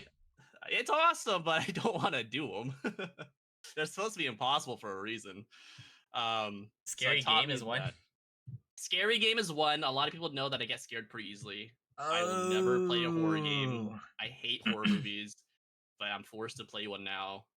And yeah, Jamie streaming, he wasn't exactly too happy that it hit, but it hit, so he has to do it now. So yeah, that subathon was definitely one of the happiest highs I've had streaming because it was just so much support for people, Hmm. and everyone seemed to have enjoyed it. I mean, you saw my drawing of your arms. I think it was pretty good. It's pretty accurate. Dude, Um, incredible. it was incredible. Yes, I know. It was like picture perfect, honestly. So that was a high. One of the lows I would say is maybe it's a stream that doesn't meet my expectations, right? Let's say I plan a stream and I only average like one viewer, right? And now that one viewer is awesome. I love that. That's fantastic. But Yeah. if I was expecting more and I got a lot less than that, it definitely hits me like, damn, what did I do wrong here? Why am I not getting the the viewer count or the success with this single stream as I thought I should be? So those always suck. Those So always suck. so you're literally speaking from experience. Like this has happened. This has happened, yeah. I did Okay. a donathon. If you want to specific, I did a donathon Yeah, definitely. that didn't hit. There were goals in there that I was like, yeah, that's gonna hit easy. But it was like the But early stages of the goals. yeah, the early stages of the goals that even some of them didn't hit. Yeah, yeah. That That's was what you're kind of talking like, about. damn. Like I like it was still fun. Had an amazing time with it, no doubt. But it's just in my head. I was Yeah. like, okay, Back of your mind. what did I do wrong? But Yeah, there's a it's lot just to it for sure. yeah, it's just one of those things where it's like I don't want to focus on what didn't happen, and I should definitely focus on the positives of what Enjoy the did happen. process. Uh-huh. Yeah, but it's always in the back of your mind, like what did I do wrong? What can I improve on? Yeah. And Mish, by the way, thank you for the resub. I appreciate you. Love you too. Thank you, Mish. And thank you. Welcome in everyone. Hi Nat. Hi Isaac. But I want to Steve. hear. I want to hear from you. You've had a very successful streaming career. Borderline, not borderline. You are famous. I Nah, would nah, know. nah. I've gone out with this guy a few times, and almost every single location we've gone to, there's at least one person that knows Wilson. Okay, like come on, our city's kind of big Without but also fail, small. there is usually Our, one person there that knows who Wilson is. we've been here for a really long time, you know? You start meeting people. But like for Twitch, okay, so I told you we have like the same mindset where we just want to meet people, right? And make friends. Mhm. That's been my goal. Like early days, like in the back of my mind, I was always thinking of like, okay, streaming could actually be a thing. Like, do I like want to commit to this and grow and grow? As I've gone through it, I learned that I don't really want to be like a big streamer, famous like that. I want to make genuine friendships. Yeah. Like I rather have like let's say like 10 people in chat that like are my friends that I would talk to rather than like thousands of like random people that won't really like I won't like get to know. Mm. So that type of thing. I don't want to be like, quote unquote celebrity or anything. It's more so again, just those actual connections, real conversations, which is why I have like podcasts and stuff like this. Like I cater my content around like people. So whatever I do, I want to be involved with like my friends and like just random people, like bringing them in together. So like the tourneys, for example, I also try to implement like good things such as hosting like charity streams, right? Yeah. And because to me, the most gratifying or satisfying thing for me when I make content or stream is to literally bring people together for like a good time and to have people like introduce themselves to each other. Because that like seeing people like whether you or not you stream, but seeing people like connect is just like so fascinating to me. Because then it gets to the point where it's like I don't even have to be there, and then you guys would be like talking, playing games together, being close. That's Yeah. what I've been going for.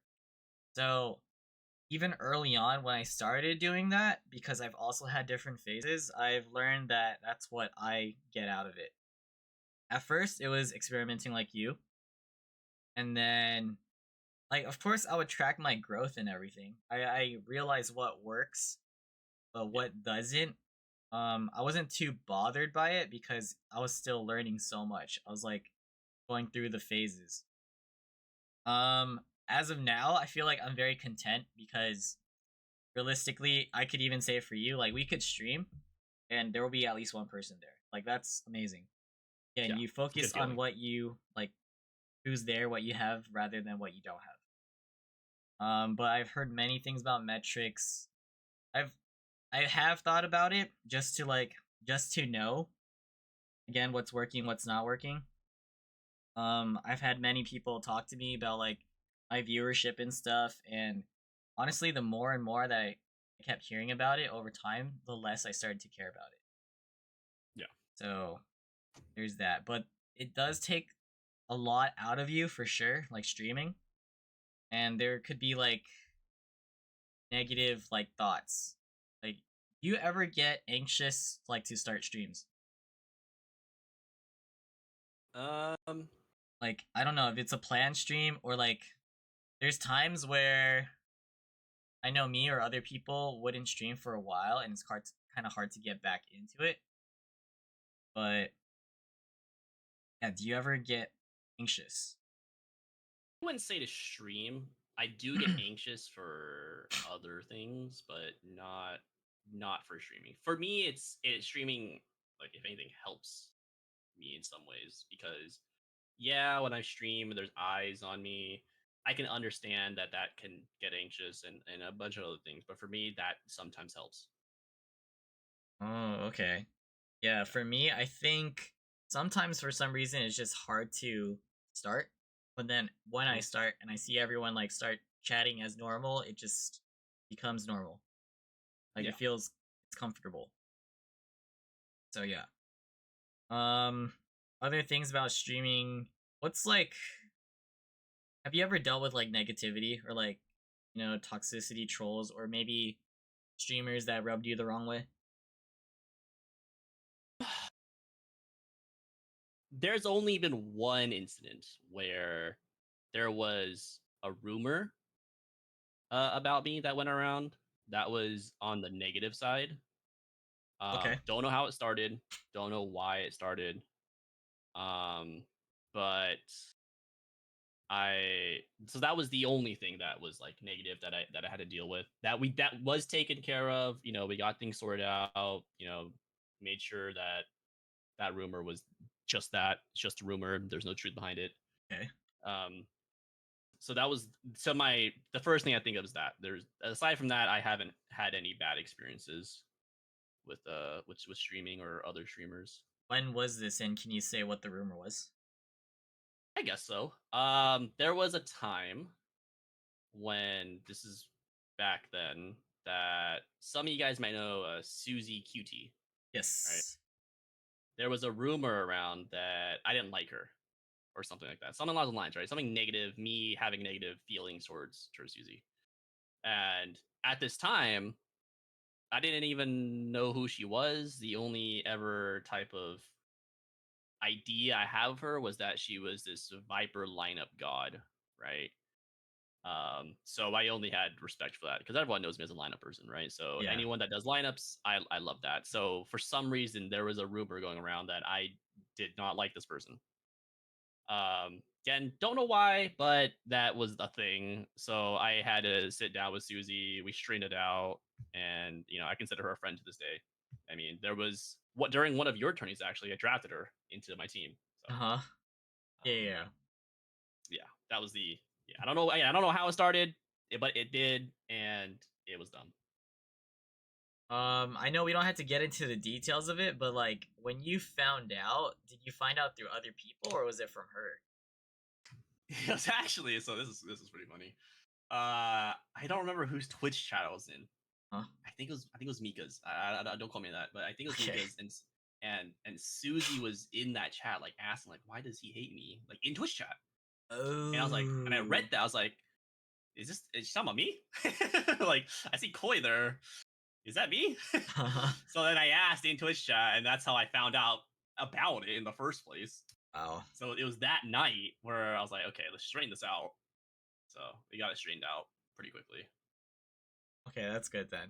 Yeah, but Good, it no was funny because problems. it's like, is she talking about me? Like, what's going on here? Okay, other than you, like, of course, not directly because that's like the probably the most direct thing that been tied to you. Have you dealt with like drama or anything, Twitch drama? Because people. There's a saying that people come and go, and not everyone gets along, right? Yeah, So, yeah. have you had your fair share of like being a part of it somehow or like seeing it? Um, I have seen it. Yeah, I fallouts. am usually never a part of it. I usually tend to just stick away from that. Yeah, And usually when it comes to like rumors in the first place, I don't even want to hear it. It's irrelevant to me, so I don't even bother with it. Um, have I run into streamers that I just don't vibe with? Yeah, that happens. But it just sometimes you're not gonna get along with everyone, yep. right? It's not that they're a bad person. Maybe they are, maybe they aren't. But sometimes it's just you just don't vibe together. So nothing wrong with that. We just stop talking. No big deal. So from my experience, no, I haven't dealt with that. I have been on like so I have been in a few tournaments, right? A few Valorant tournaments, Yeah, and some tournaments are tourneys where you get a mix of people, right? Not with your friends, it's random. different And communities. Yes. yeah, so in those cases, yeah, sometimes teammates don't get along. And that's fine. Some people have different ways of playing the game. Um, I usually, because when I'm usually in a tournament, I'm usually like the captain of the team. So I Yeah. usually try my best to like calm things down. After this Uh, tournament, you're not gonna see each other anymore. So just get together for this time, okay? yeah. Um, so yeah, I've had to deal with that in that regards. But outside of that, not really. If anything, I try to avoid it altogether. Okay. For sure. For sure. Speaking a little bit about Valorant, since we're all like involved in it, gaming stuff. You've played in many tournaments, of course. You talked about the first one. What's like the most memorable one that you've been a part of on? Why? Easy. It was Allie's uh her recent tourney, her one The and only tourney. Alzatama? Yep, the one that we So won. awesome, so slay. Yeah, we won that one, and that one felt really good because it wasn't my first tourney win. I have won one before, but it was the first one where it was a larger tourney, and it was with a lot of people that I knew. Yeah. So it meant the most to me to win that one, and it felt really good to win. And it Nice. felt even better to clutch the last round to win it. Let's see, that felt even better. My memory's like really foggy with what went down in the tourney. Can you remind me who was on your team? Yeah, so that team, so Ace is our captain. It's Acers. He was our captain. Somebody you guys know him, Naga. So it's me, Ace, Eric TV, Pocket John, Merrick, and Mochi. So That yeah, team's stacked. Holy shit. it was a good team, man. Ace did a good job picking it.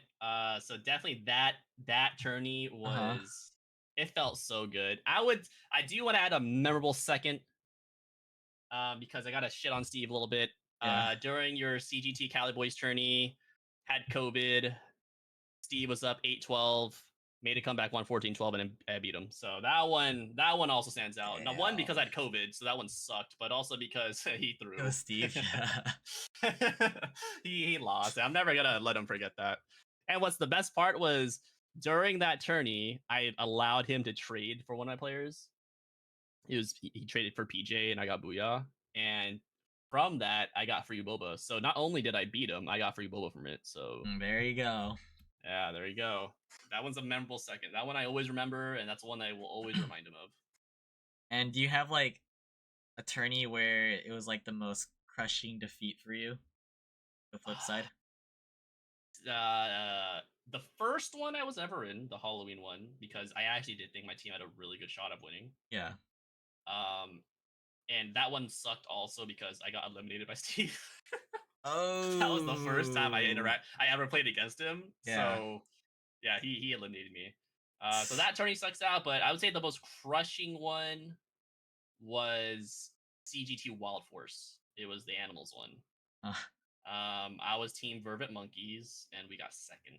oh yeah, the gorillas. Yeah. We lost to Gorillas. Yeah, so That that was a one tough team. that was a tough team. That was also the only one you allowed pre-made fives. Yes. Which was pretty good.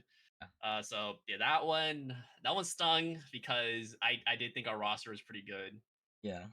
I do want to give a special shout out to one of my teams. Uh, it was a trying to remember how am I already forgetting it. It was Pika Drew's Thanksgiving tourney, and Ooh, it Drew. was Okay. the only tourney that the Pookiekins were allowed to be in. For anyone who doesn't know, we disbanded, but the Pookiekins were me, Ramus, Soltic, Lum, Ace. Right, it's God 5. Love that team to death. Absolutely love that team. And that was the only tourney we were in together, Yeah. and we went undefeated. We won it, and it felt really good. And also, I think what makes that tourney special was it was the only tourney we were able to play in as 5. Yeah. And I absolutely loved that team. It was without my favorite team. Sad that we had to disband, but it happens. Wait, So why'd you disband? a lot of us stopped playing. Oh. Yeah. Okay. So we disbanded, and it was a good time. Good time. Definitely my favorite team. Dang, you guys had like a formal talk to just be like, okay, yeah, since we're quitting, we're gonna disband. Sort of along those lines. I don't want to get into it, but it was along those lines. For sure. All right. Would you say you're like a super competitive person? Oh yeah. I mean, I don't want to lose. Yeah. But like I go into every tourney thing I could win, but Uh, my main priority is just to make sure we all have fun. Because like I mentioned before, I'm usually the captain of most of the teams that I'm on. So my main goal is one to win, but also to make sure we're all having fun. There's no point in playing this thing if we're raging at each other and not having fun. It's not, I don't want that. yeah, because that game could definitely take a toll out of your Yeah, it mental, can. for sure. I actually haven't been playing Valorant nearly as much as I used to, and Yes. I've also been on like a little tourney hiatus from that game for this year. So yeah, don't see me on that game as much. Yeah, all good. But since we're talking about tourneys, is the next CGT coming out anytime soon? Honestly, with how my schedule is and how there's like so much uncertainty, like with everything, I don't think so. Okay. I actually talked about this. So, honestly, I think hosting a tourney wouldn't be hard. I think it's easy, but it depends on how much effort you want to put into like those little things, such as like graphics, like promo, trailer videos, and stuff, right? But Yeah, and how many teams? realistically, if you do want to do the bare minimum and just get people and then set like a time and like a bracket, that part I could do. Like for sure. Yeah. Like I've learned that over time. But I think I'm having like a hard time just thinking about it because I've been out of the loop with um like streaming or just like being a part of like a lot of people's like communities and stuff since I Mm. started working again. So I'm not gonna shut it down completely, but I don't think I would put it to those high standards anymore that I've had for myself. So if I it, think yeah, the I would do the bare last minimum. tourney was the small one you did, right? The one where you can take people from the other team. Yes. Oh, okay, okay. Yeah, That was yeah. fun. That was fun. Yeah, that was back then when I was working from home and I had a lot of random concepts that I could run in my head and just like Uh huh. host these things. Cause like realistically hosting, you think about it so much throughout the day and like up until the point where it just happens. So it's a lot. Um it's a lot for sure, but the process could be easier with like lots of help, of course. Hmm. A lot of Would admin work. yeah. Would you like ever try to host or what? Oh, I've thought about it. I've thought about it. Me and 1H Panda have actually gone back and forth with the idea of doing it, hosting a tourney Ooh. because he loves casting. I enjoy casting privately. I don't cast in tourneys, but like with friends, I'll cast. So we've thought about it. We've also thought about like Team Animal, something along those lines, because he's Panda, I'm Fishy. So something along those lines, like we Okay. thought about it a little bit, but it's not that deep. Like we're not super like let's do this. Yeah. But I have thought about it. It has been a thought. Okay, okay. Maybe in the future then. But then you're also Maybe. not really like into Valorant right now, right? So there's also that Yeah. to mention. Right now, like I don't really play too much. I'll play like a TDM every now and then. Not even comp. Yeah. So yeah, we'll see. Yeah, but again, like me personally, I'm also on a tournament hiatus. Which coincidentally is ending this weekend. I'm in a TFT tourney this weekend. I saw that you posted Which on Twitter. I'll be honest, I forgot I even signed up for it. Hey, Until good I luck. saw the announcement, I was like, oh shit, alright, I guess I'm playing TFT this Saturday. So Okay, speak back to like streaming though. As of now, like what's your what would you say is your public perception like when people like view you and watch you versus who you really are in person? I think there's a difference. Or is it mostly the same? it's pretty similar. I'm usually the same. Maybe I rage a little bit too much on stream, and I don't really do that in IRL. Um, but in terms of like the way I speak and all that goodness, it's usually pretty similar. I would say maybe I'm a little more quiet in person, but that would be about it. Okay. Other than Twitch, what social media platforms are you like mostly active on? Because a lot of content creators and streamers they like to branch out. You do Yeah, that. yeah. OnlyFans.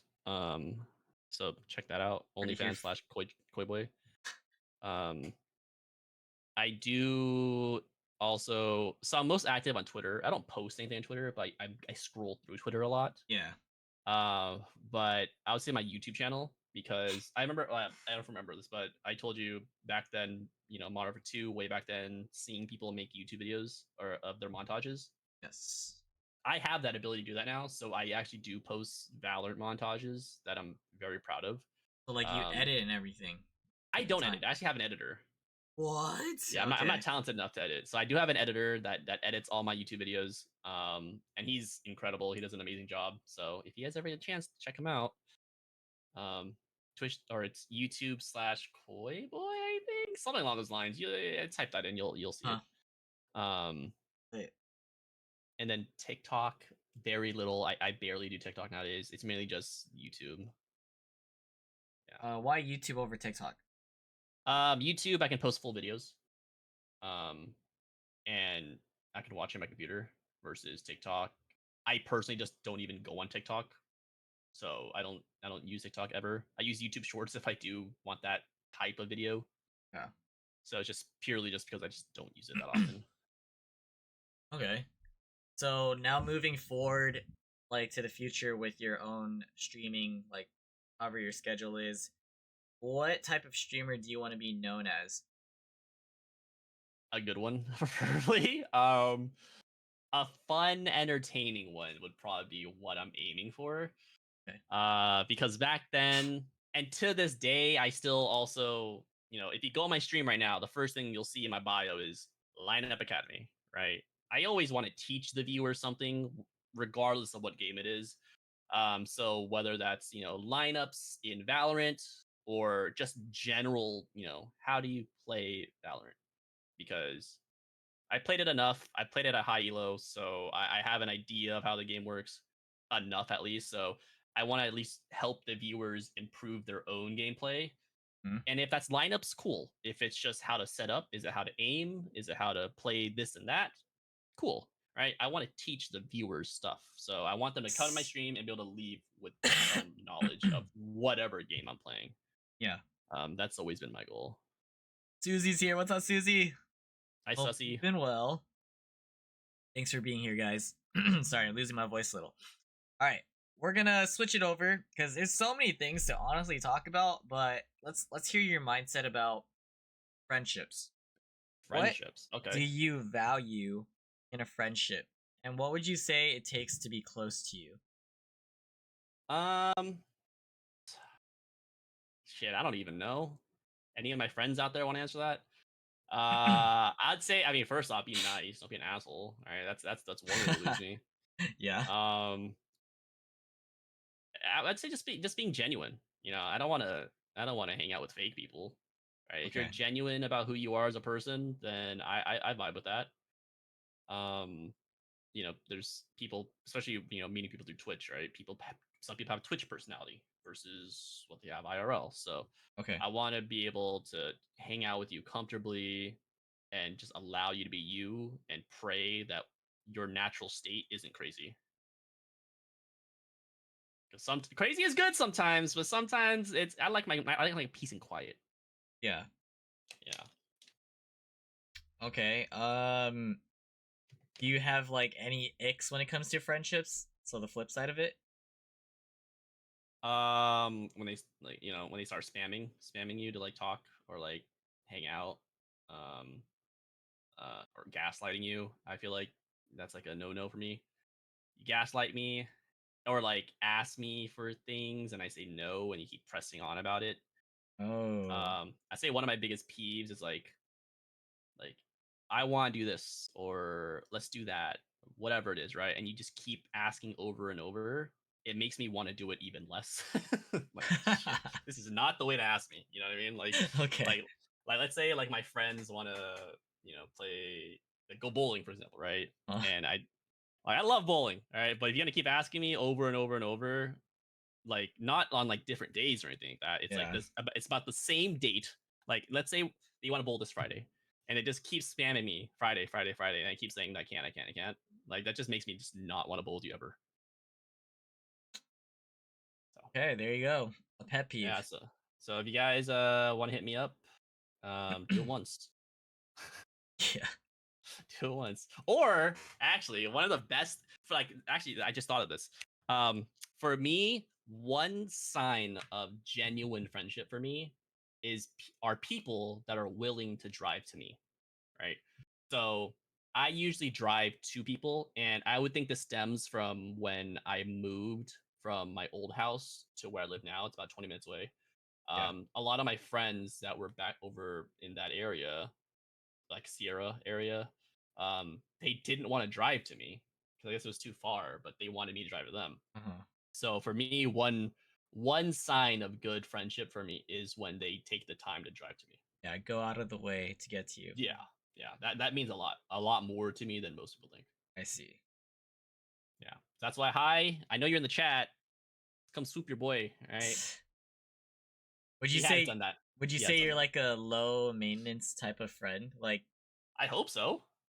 I mean, I can't speak for some. I'm probably more high maintenance for some people versus others. yeah. But I mean, I usually keep to myself, so I think I'm pretty low maintenance. So you could I hope like so. go months without talking to someone and just like still be cool. Yeah, no, definitely. Okay. Like for example, Linda, right? I don't talk to her nearly as much anymore, but I can Yeah. always just strike up a combo with her as if nothing ever happened, instantly. Okay. No, that's a good example for sure. And then what do you think your best friends have like in common? They're all Like handsome, why are they your best buff friends? people. Handsome and buff, fun. Did I say handsome yet? and they just they speak their mind, right? I don't want friends that sugarcoat it, right? Tell me what Oh, you so think. like yes men. Yeah, I don't want that. Tell me what you think, like what you actually think. Um, and because to me that's genuine, right? I don't want you to just be like, yeah, do that or yeah, whatever, right? Like I want your opinion. Yeah. So people that are able to give me that, that's usually what my best friends have, Mhm. and then handsome. Yeah, Yeah, you like it when people are upfront and to keep it real with you. Then that's what it sounds like. yeah, yeah. I'm not looking for yes men. Have Not you fun. personally had like a fallout with anyone that you considered close? Yeah, I have one of my best friends, um, who I consider to this day at least a good friend. Yeah. Um, they were my best friend for like 3 years, Okay. and um, it was a long distance friendship, so it had its struggles because it was a long distance friendship, and um, certain things happened during that time because of the long distance that we're not on bad blood by any means. It's just over time, friendships just kind of Just settle not down a as little bit. close. Yeah, it's just if after not talking for a while, and yeah, I could like if I hit them up right now, I could easily talk to them, no problem, right? We Yeah. could have conversations easy, but we're just not as close. Okay. And you might just not feel a reason. Like, there's no need to like talk to them Yeah, type of exactly, thing. right? Okay. I because you meet new people. Yeah, different lives. Yeah. No bad blood, like you said. Okay, I like that. All right. Let's transition to what you're comfortable with talking Okay, about relationships, let's do it. significant others. How I like to do this is just give me a rundown of like your first relationship up until what where you're at today. So you could kind of give us like a timeline, like talk about why or how it ended, and then just, yeah. So do we do it? Should we do it the way like I would consider it an actual relationship, or it's Yeah, like are we counting like sixth grade sweetheart type of situation? just everything, I guess. Like the more you say, the more that I learn about you. Okay, I want to hear yours after too, because that's something I want to Well, know. that's gonna be short. I Okay. I want to know the long queue of people in your list. Yeah, go for it. Okay, so let's see. My first quote unquote girlfriend uh was in eighth grade or seventh grade, and it wasn't it was one of those typical middle school relationships, right? You'd hang out at school and that's it. Yeah. So Yep. nothing special about that, right? Pretty forgettable. But I guess technically speaking, that was my quote unquote first girlfriend. Freshman year, I got together with a girl, and we were together for 2 years. It was freshman year to sophomore year. Okay. We're together again. It was your typical, we hang out during school, we text after school. That's it. We didn't go on dates or anything like that because none of us had a car. We're too young. That situation. Yes. And then I would say my first real relationship happened senior year of high school. Um, it, she was my best friend for like 3 years at the time, so I had a crush on her for a bit. And we eventually got together in senior year of high school, and it was good. It was fun. It was good. I would say that was my first real one, purely because we went on dates. Because at the time, I had a car, I worked, so I had money. So we would actually drive, and I'd pick her up. We'd go on dates and all that good stuff. Um, Would that be and your first love? yeah, yeah, without Okay. a doubt, I Continue. would easily say that was like my first one. Um, and yeah, that shit sucked when it didn't work out. Like, I'm not gonna lie. Like, you want to learn more about me, so we'll get into detail about a little more detail about this. Okay. So that relationship lasted from December of 2015 until the beginning of summer 2016.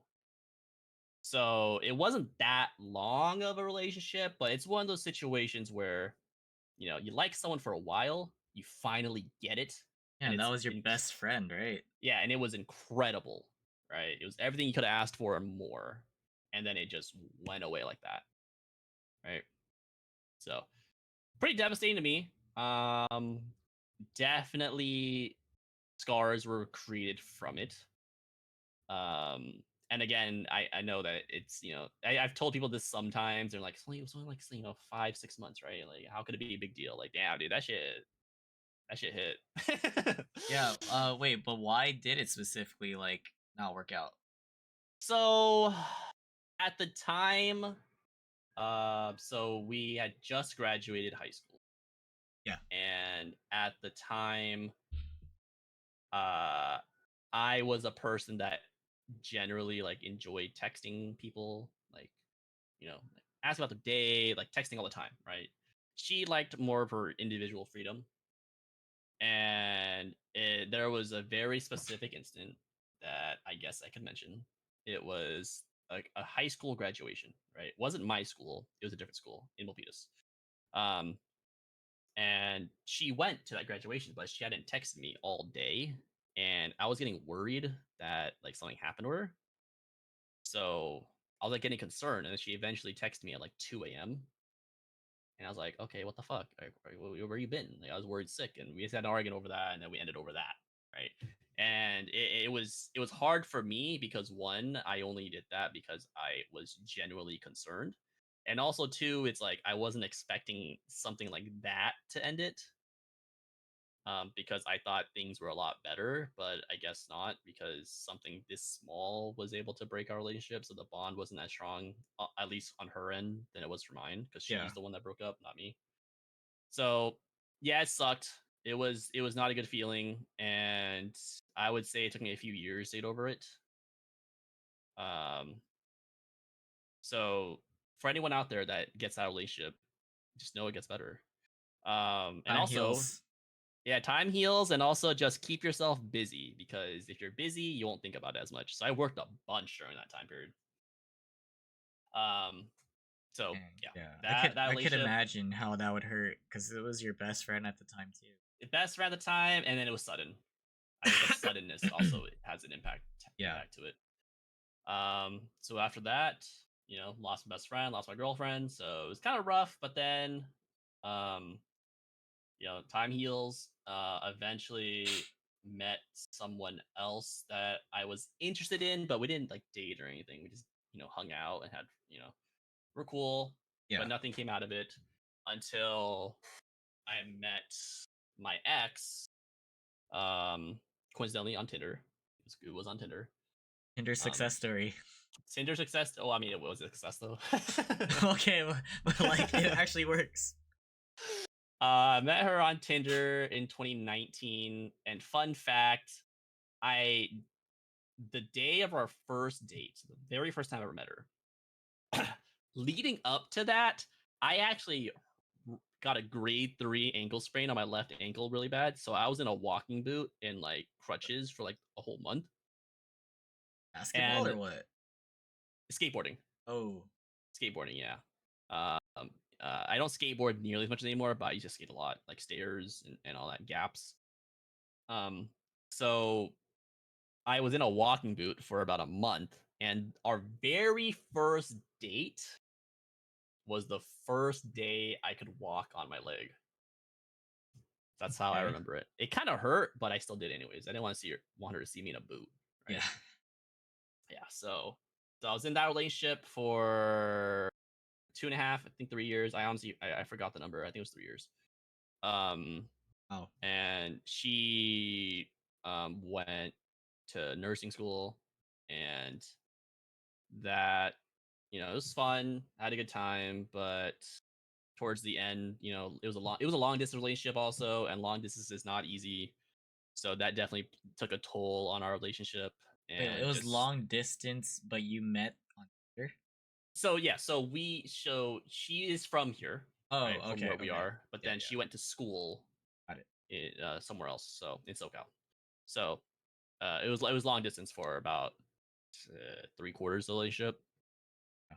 And during that time, I do want to mention this. During that time, that's when I started streaming a lot, Oh, and streaming did have an impact on our relationship because long distance For one, it's hard, and two, because it's long distance, you can't talk to each other all the time. But when you do, you kind of should take that opportunity to talk to them.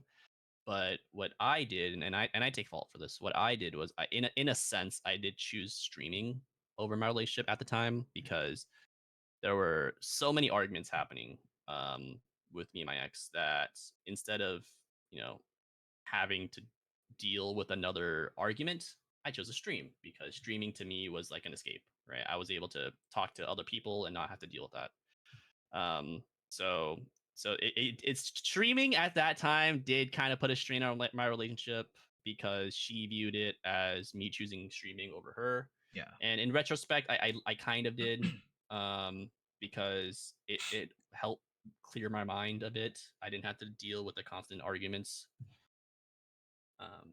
So yeah, long distance took a strain, and eventually, just it didn't work. I wasn't happy anymore, and I wasn't happy anymore, but she still ended it. So, um, I think it was one of those emotional breakups, the ones that happen during a highly emotional time without like much thought to it. Yeah. So that happened. And in the time period after, honestly, I felt relieved because one, I didn't have to deal with the constant arguing anymore. But two, it honestly just allowed me to stream more. Like I just had more time, which me as a person, I like my free time. I like my time to do whatever it is I want, whether that's laying in bed, whether that's streaming, bowling, whatever. I like my time, my alone time. So I was able to have that again, and I enjoyed it. It was very fun. But then after that relationship, moving on to my current relationship, which I met her through Twitch, Cookie Oh, M's. You guys know her, she's before in the chat. before you get to this one, just wrapping up the last one though. Yeah. The first one affected you a lot because you talked about like how it was best friend and everything ended abruptly. How did the second one make you feel? Especially because it's been years since you've got over the first one. So the second one, so the first one impacted me a lot. The second one, that is my most recent one, it impacted me, but in all fairness, I don't think it impacted me as hard. It Okay. wasn't as rough on me as the first one did. Yeah. Maybe it's because I've been through it before. That's a possible reason. Maybe I had more feelings for the first one than the second one. Maybe that's the reason. I don't know. Yeah. Okay. But it was hard, just not nearly as difficult as the first Got it. Okay, go one. All right. ahead. So my current relationship, which started last year with Cookie M's, you guys see her in the chat. She's a mod. I actually met her through Turtle Awakening, who met her through a Wilson tourney because her and Turtle and High, for that matter, were all on the same team for a tourney. And at the time, Turtle and I were playing Valorant a lot together. So once they became teammates, they started to interact more. And then because I was playing with Turtle at the time, so I would interact more with High and Cookie M's. So we eventually, so there was there was eventually a time where Cookie M's wanted to meet Turtle, Huh? like as in a group setting, and so the original plan was to meet Turtle, right? But then I think Turtle invited me or Cookie M's invited me, so I just kind of joined in on it. But you knew Turtle before, right? Yeah, I've known him As his since brother. like Yeah. high school. Yeah, yeah, I met him through his brother, so I've known him for a while. Yeah. Um, so we did the dinner, and that's actually where I think that was our first. No, that wasn't. We actually hung out before, but that dinner that you were there, that's where I met Castor for the first time. Smokes, a lot of different, Wait, Bay which one Area was it? Was it sizzling lunch. uh, You remember it?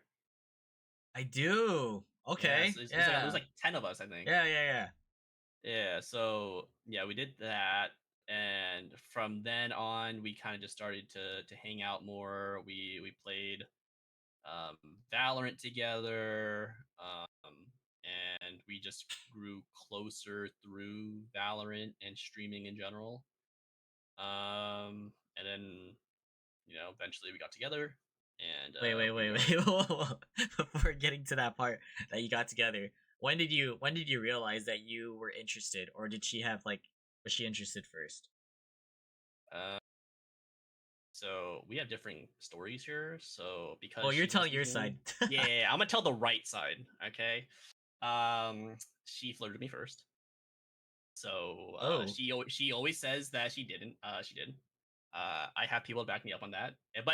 But she does have people that says I flirted first, which is not true. So I'm putting this on record right now for all 25 viewers. She flirted first. Um. So and she asked me out. By the way, chat. Okay, I didn't ask her out. She asked me out. wait, asked you out as in like She asked me out on a date. okay, okay. Yes. So yeah, she asked me out, and I remember I remember this very specifically. So we went on a date. We watched Frozen 2. All right. We got hot pot. We got T-Sane, and the day after was your CGT tourney, and I got COVID. Oh Yes. shoot! Yeah, that was the day before that tourney, and so the day before COVID, I was on my first date with Amber. God, So how it all yeah, came together. that's how I remember that. It's the easiest way to remember it is that the CGT was right after.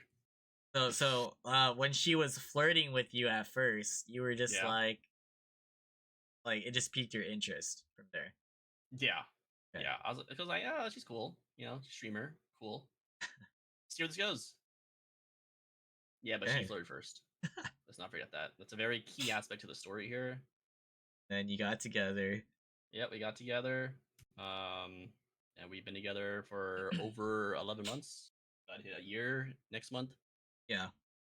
Nice. Yeah, yeah, it's going good. That's So, still all right, that's the relationship story for Koi. It's pretty boring. I saw a comment that asked asked about my boyfriends, so we can go quickly over that. So I have a few. okay. Um, I got Oh wait, what yeah. the? It's a raid. Oh, it's Michelle. Oh, Wait, I'm a part of Michelle. this. Wait, I'm a part of this raid. I'm lurking in her Yo, chat. Michelle, thank you for the raid. Welcome in, Raiders. We got a podcast tonight, Chad with Wilson, episode 17, featuring the homie Khoiboy. Hope you had an amazing stream. I appreciate you guys, Raiders, for being here. My name's Wilson, by the way. I like talking to my friends to get to know them. Also, play Valorant every so often. Easty, Yuna, Dan, And he's buff as fuck. Gesture. What? No. A Maybay. Hello. Jade's here too. What's up? Julia. Nice to meet you guys. My alerts are offline though at the moment, so apologies for Welcome that. in, Raiders. And thank you for the follows too. Thank you guys. You guys joined at the right time because we're about to learn about Wilson's dating history. But you guys missed my Whoa. dating history, but you don't gotta know that. You don't need. We might have to run it back. Ah, Black no. Cross. What's up? I'm Michelle. Alright, so you're talking about all your boyfriends. Go Ooh, ahead. That was like Khoiboy. perfect timing. Wait, I'm reading this in Black Cross. There's no way Michelle said that.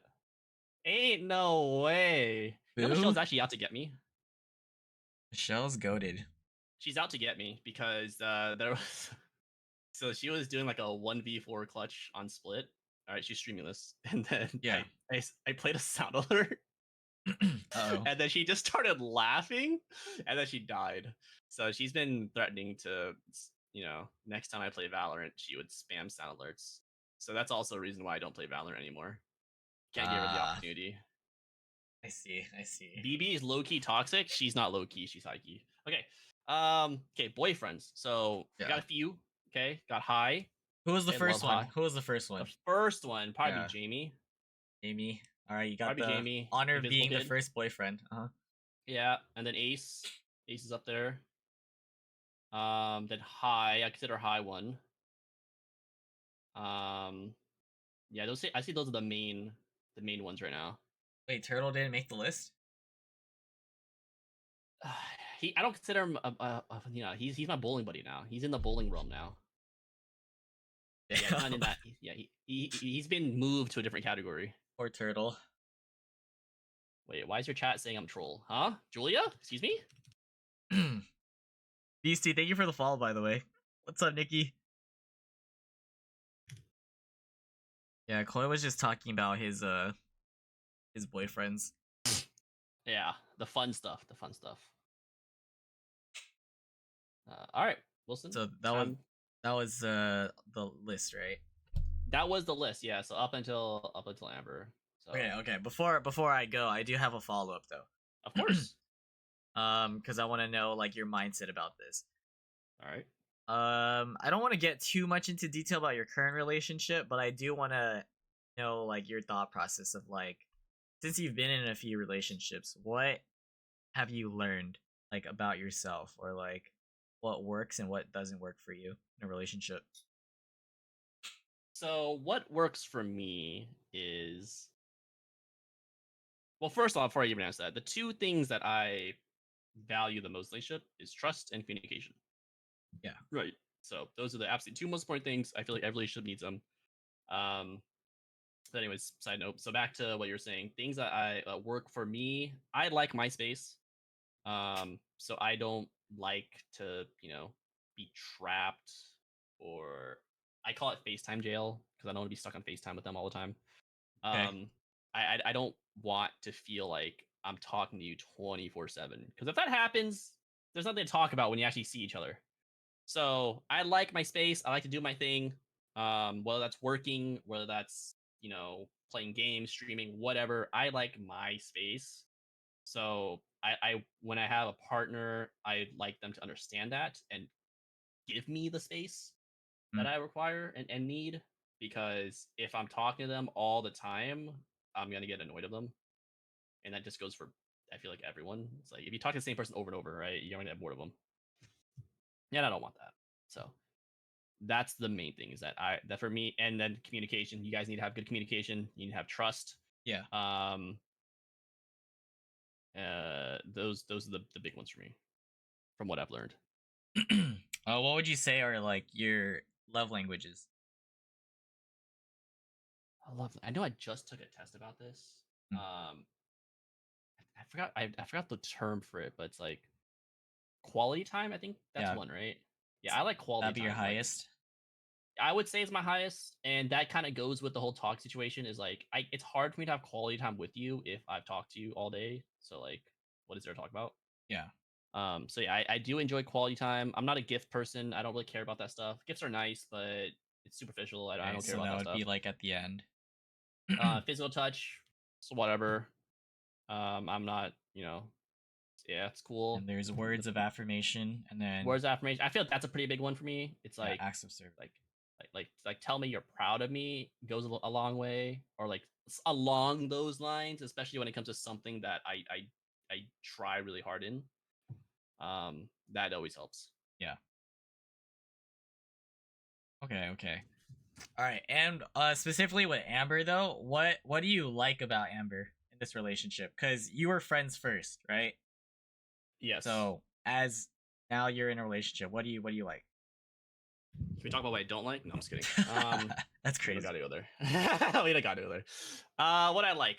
She's a streamer. I feel like my number one thing that makes Amber stand out is that I mentioned it earlier, right? My last relationship, I kind of chose streaming over it. And my ex didn't understand it. She didn't understand what lurking was. She didn't understand what simple ways there are to support streamers.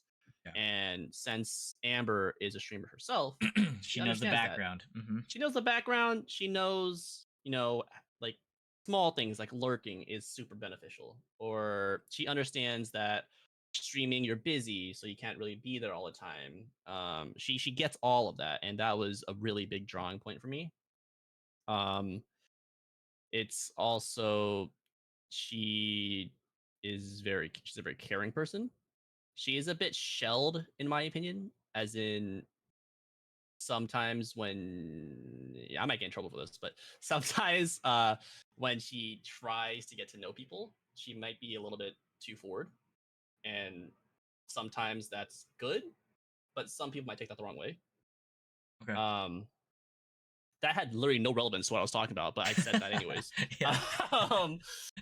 Yeah, I might get an earful later. You're keeping it real. This is what you've learned from this relationship. Yeah, so it's what I've learned. I mean, 11 months in. So I've already lost topic. What were we talking about again?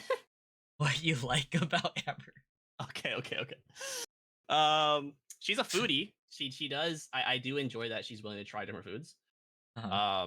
That's always beneficial to have someone that's not picky because I'm picky. Actually, when it comes to food, I'm actually kind of picky because I like food the way it's supposed to be eaten, But she's down for whatever, which is always thinks is a lot easier. She loves my dog. My dog is my life, and she loves my dog. She walks him a lot, which is always awesome. She's adventurous. She's always down to do things. So if ever I have an idea of do this, do that, she's always down for it. Um, but again, the biggest thing for me is that she supports my streaming and that she wants me to get better. Yeah. That's been the real sticking point for me. Oh, that's awesome. Okay. Yeah, it's beneficial to have your partner support you on that. Yeah. Topic. And then I also want to pick your brain on like certain things about relationships. For you, like what are some of your personal red flags and red flags in just like relation others? Um, how you speak to your partner is, I guess, one red flag for me. Some people sometimes say like outlandish things about their partner to their face, which I think, yeah, you said it to their face. I think they say it behind their back, but it's still not good. Um, so bad mouthing, I think, is a big red flag for me. Um, Constant need for attention is a red flag. Because my whole philosophy of relationships is your partner should benefit your life. It should not become your life. So you shouldn't be 24/7 like focused on a relationship. Like yes, in a sense, yes, but it's like your relationship does not take up your life because you need to be your own individual person, and that relationship should only enhance it. So I try my best to live that. So any relationship where I see couples, you know, and if works for them, it works for them. No problems there. Every relationship is different, but just from my perspective, if you're talking 24/7 and let's say you're not talking for like an hour, right? And then your other partner gets really mad about it, that's a red flag to me. Like you shouldn't get super angry that you're only getting 23 hours of attention. Yeah, your personal preference. Okay. Yeah, everyone's different though. Some people can go, I mean, obviously when you're living with someone, it's a different story because you're with them all the time. Yeah. But even like I take it a little bit from my parents because obviously my parents live together. Um, Obviously they're married, but they themselves need their own time, right? They need to be separated to do their own thing. So I kind of take up on that. Then do you have your own personal red flags? My own red flags? Yeah. I'm perfect. Come on. I think Amber can attest to that. Yeah, I'm golden when child. Amber's here on the pod. I'm Next golden time she can child. talk about it. Yeah, nothing's. I'm perfect, guys. Come on. That's a red flag. Hey, it's okay if you can't think of one for yourself, Just get her on here. She has probably has a list. Yeah. Allie's here too. What's up, Allie? Red flag, red flag. If you come up with one, just let me know, because I'm gonna ask you other things. Okay, I do have one. Oh, you do have one. Okay. I do have What's one. up? There's a red flag for me is that sometimes I enjoy my personal space too much, in a sense that I don't want to hang out with my significant other a Yeah. lot. And that's sometimes not a good thing because I for me personally, because I've been in a long distance relationship, I'm fine going like weeks on end without physically seeing my partner. Yeah. But everyone's different. So some people take that the wrong way as like, why are you avoiding me? So for me, that's something that I've been trying to work on because in my mind, it's like we're still talking, so that's good enough. But some people need more than that. Yes. So that's something I've been trying to work on. He did mention that he was like more on the introverted side, so there's that. Hell But yeah. it's definitely different with relationships. Homebody. And was anybody out there Couchella watching La Seraphim on the couch last weekend? That was you? Yeah, it was me, man. They were good. Nice, nice. Okay. Do you believe in second chances? Yes, I do think people can change. There are certain things though that I feel like you can't change from. Um, like cheating. I feel like that's if we're sticking into the realm of relationships, cheating, I Yeah. don't think you can ever come back from. Because if you did it once, you're gonna do it again. Lying, I think, is a pretty bad one. You can come back from that though. I do think that's one that's you can fix that. So yes, I do believe in second chances if the offense isn't too Okay. terribly. But just you said not cheating. So if you Yeah, were cheating cheated is on, automatic. You're dead to me. what do you think is worse, emotional cheating or physical? Physical, Okay. I think that's worse. They're both horrible. And emotional sucks, but at least it didn't turn physical. All right. All right. I always Yeah. hear different things about that. So just picking your brain again. What, Um, what what about you? I wanted to hear your thought here. What do you think is worse? Dude, I'm on the fence on both of them. Like, if I'm being honest, I think Okay.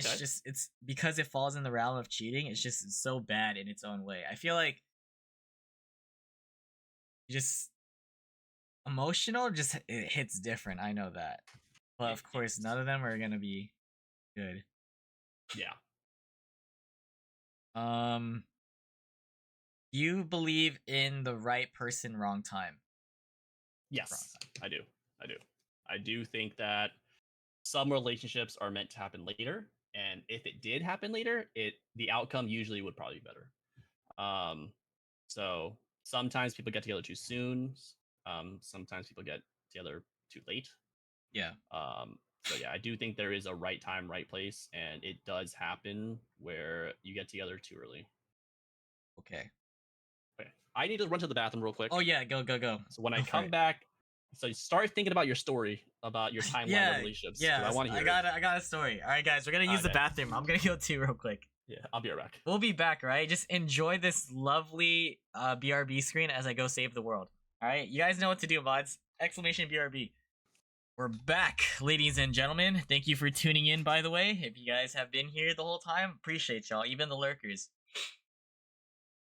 All right. Big shout out to the lurkers. Okay. I thought of something, but I'm about to finish my question, so let me ask you this though, Of course. because I didn't get to ask you this about relationships. What would you say your what's your type, personality, and just like physical appearance? Is there anything?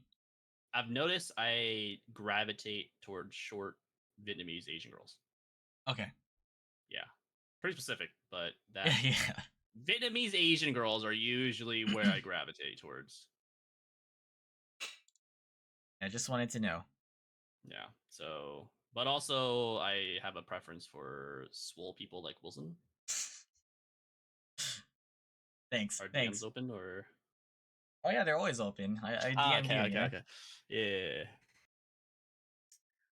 All right. For me, in the future, I am planning to do like a topic about like relationships and all that. So I'll be brief about it. The history is not even like not How big many of a volumes history are to be there? honest. Okay, so I was in my first and only relationship when I was a freshman in college. So this was like 10 years ago. That's a long time ago. All right, so that was my first and only relationship. It was with someone that I was acquainted with, not like close friends at all or anything, but we just connected after graduating. And we ended up being together for a long time. Like, what do you consider a long relationship? I mean, I guess it's relative to how old you are, but I would say over 3 years. No, that's true. No, you're right. Relative. Yeah, so mine was over 7 years. Damn. Yeah. Damn, lucky girl. Can I get Wilson for 7 years? Shit. Damn, that's like, well, as of now, it's like about a quarter of my life. Yeah, so that was pretty long. Um, Honestly, like just to summarize what happened, is just like you just grow apart, and then you just kind of fall out of love. At least that was like on her part, and then I feel like I was just very complacent with like the relationship, and like the spark was just lost. And if I feel like it got to the point where she emotionally like checked out of the relationship Yeah. before she was able to like fully break it off. Yeah. So that's like the story of it. Because other than that, like through the years, is like a lot of learning lessons for sure. Like we're super close, very family oriented. Just did like a lot of things together for sure. You know, like traveling, eating, all that. But I guess it was just like time to like we just realized that we were going apart.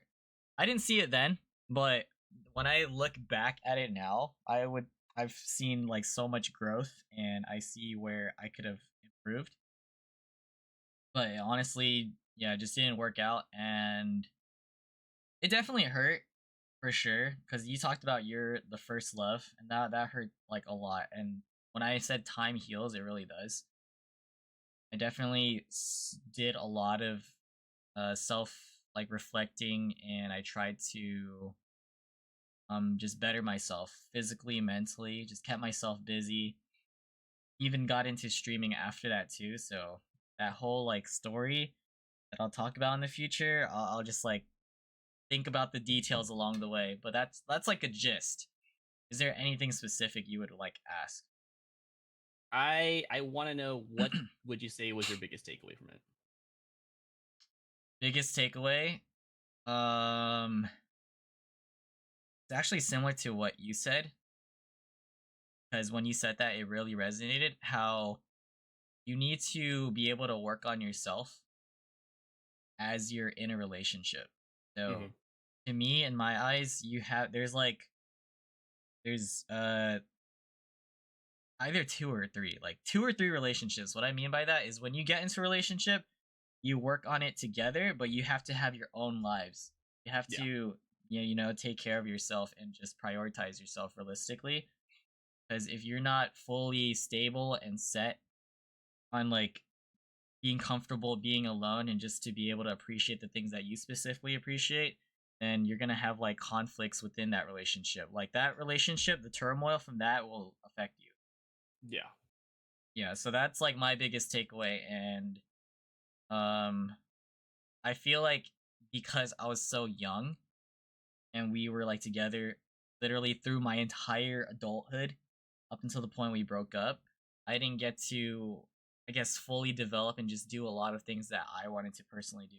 Because we were like honestly so different. So there's that too. Mm-hmm. Like different hobbies, different interests.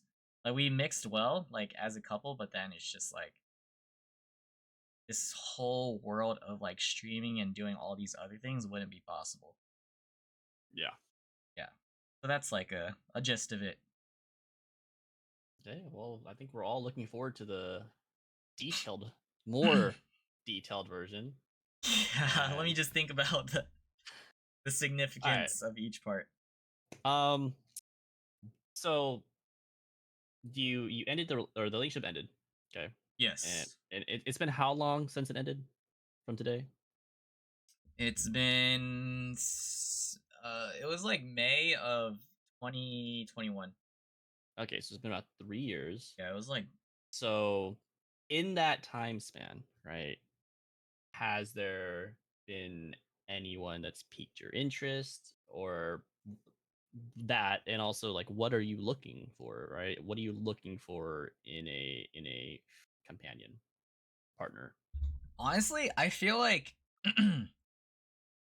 dang, I talked about this to my like friends recently how it's very easy to pique my interest, like to be interested in someone, right? Because Yeah. I like it could be like attractiveness or just like first impression type of thing. So it's very easy to pique my interest, but then it takes time to like get to know people, of course, and then to like kind of self-evaluate and everything. I'm very open-minded to like date and everything, but I just haven't gotten out of the way to actually do it. So Because you're too busy, I'm or is there not any busy. I reason? just haven't found, I don't know, I guess the right person or Okay. something like that. All right, everyone in the chat, this is your chance.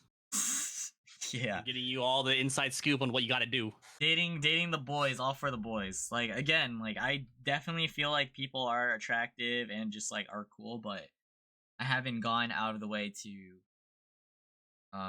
like go on dates or anything of that nature. And then my friends tell me that like it's so funny that my friends also tell me that maybe you just need to find someone who's willing to make the first move. Maybe. Yeah. It does change So things a little bit. super funny that they say that. Okay, so what? Let's say hypothetically. Okay, let's say you are gonna go on a date with a girl. What would be your ideal date scenario? Like, what would you do? Walk us through that like detailed date you have in mind. Dude, I've actually talked about this because I honestly think that when it comes to the dating scene, everyone has their own preferences of what they're comfortable with, especially with first dates. Yeah. What I mean, so I would definitely communicate it with them and just to come to an agreement because realistically, for me, I like to get to know people, so I would be comfortable like sitting at like a nice dinner type of thing, you know, while like getting to know the person. It might be a little bit weird because like people are eating and stuff, and some people aren't as comfortable with such a intimate like first date setting to be like that.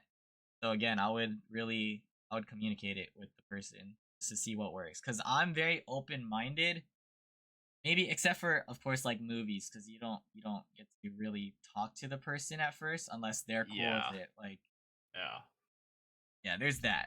I mean, do you have like a dream date where it's a date where you've thought about it? It's like if you can have it go perfectly your way for a date, have you thought about what that would look like?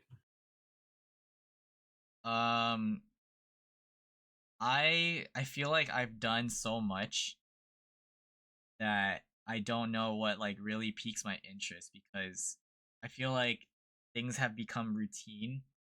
Maybe like at most trying different places, going to like an outdoor area. I like exploring. Exploring is really like different areas. Maybe for example, like if we were to go to SF, there's like beaches, there's like Chinatown, Japantown, different like markets areas like of that sort. Or like little not festivals, but little events that could be open around.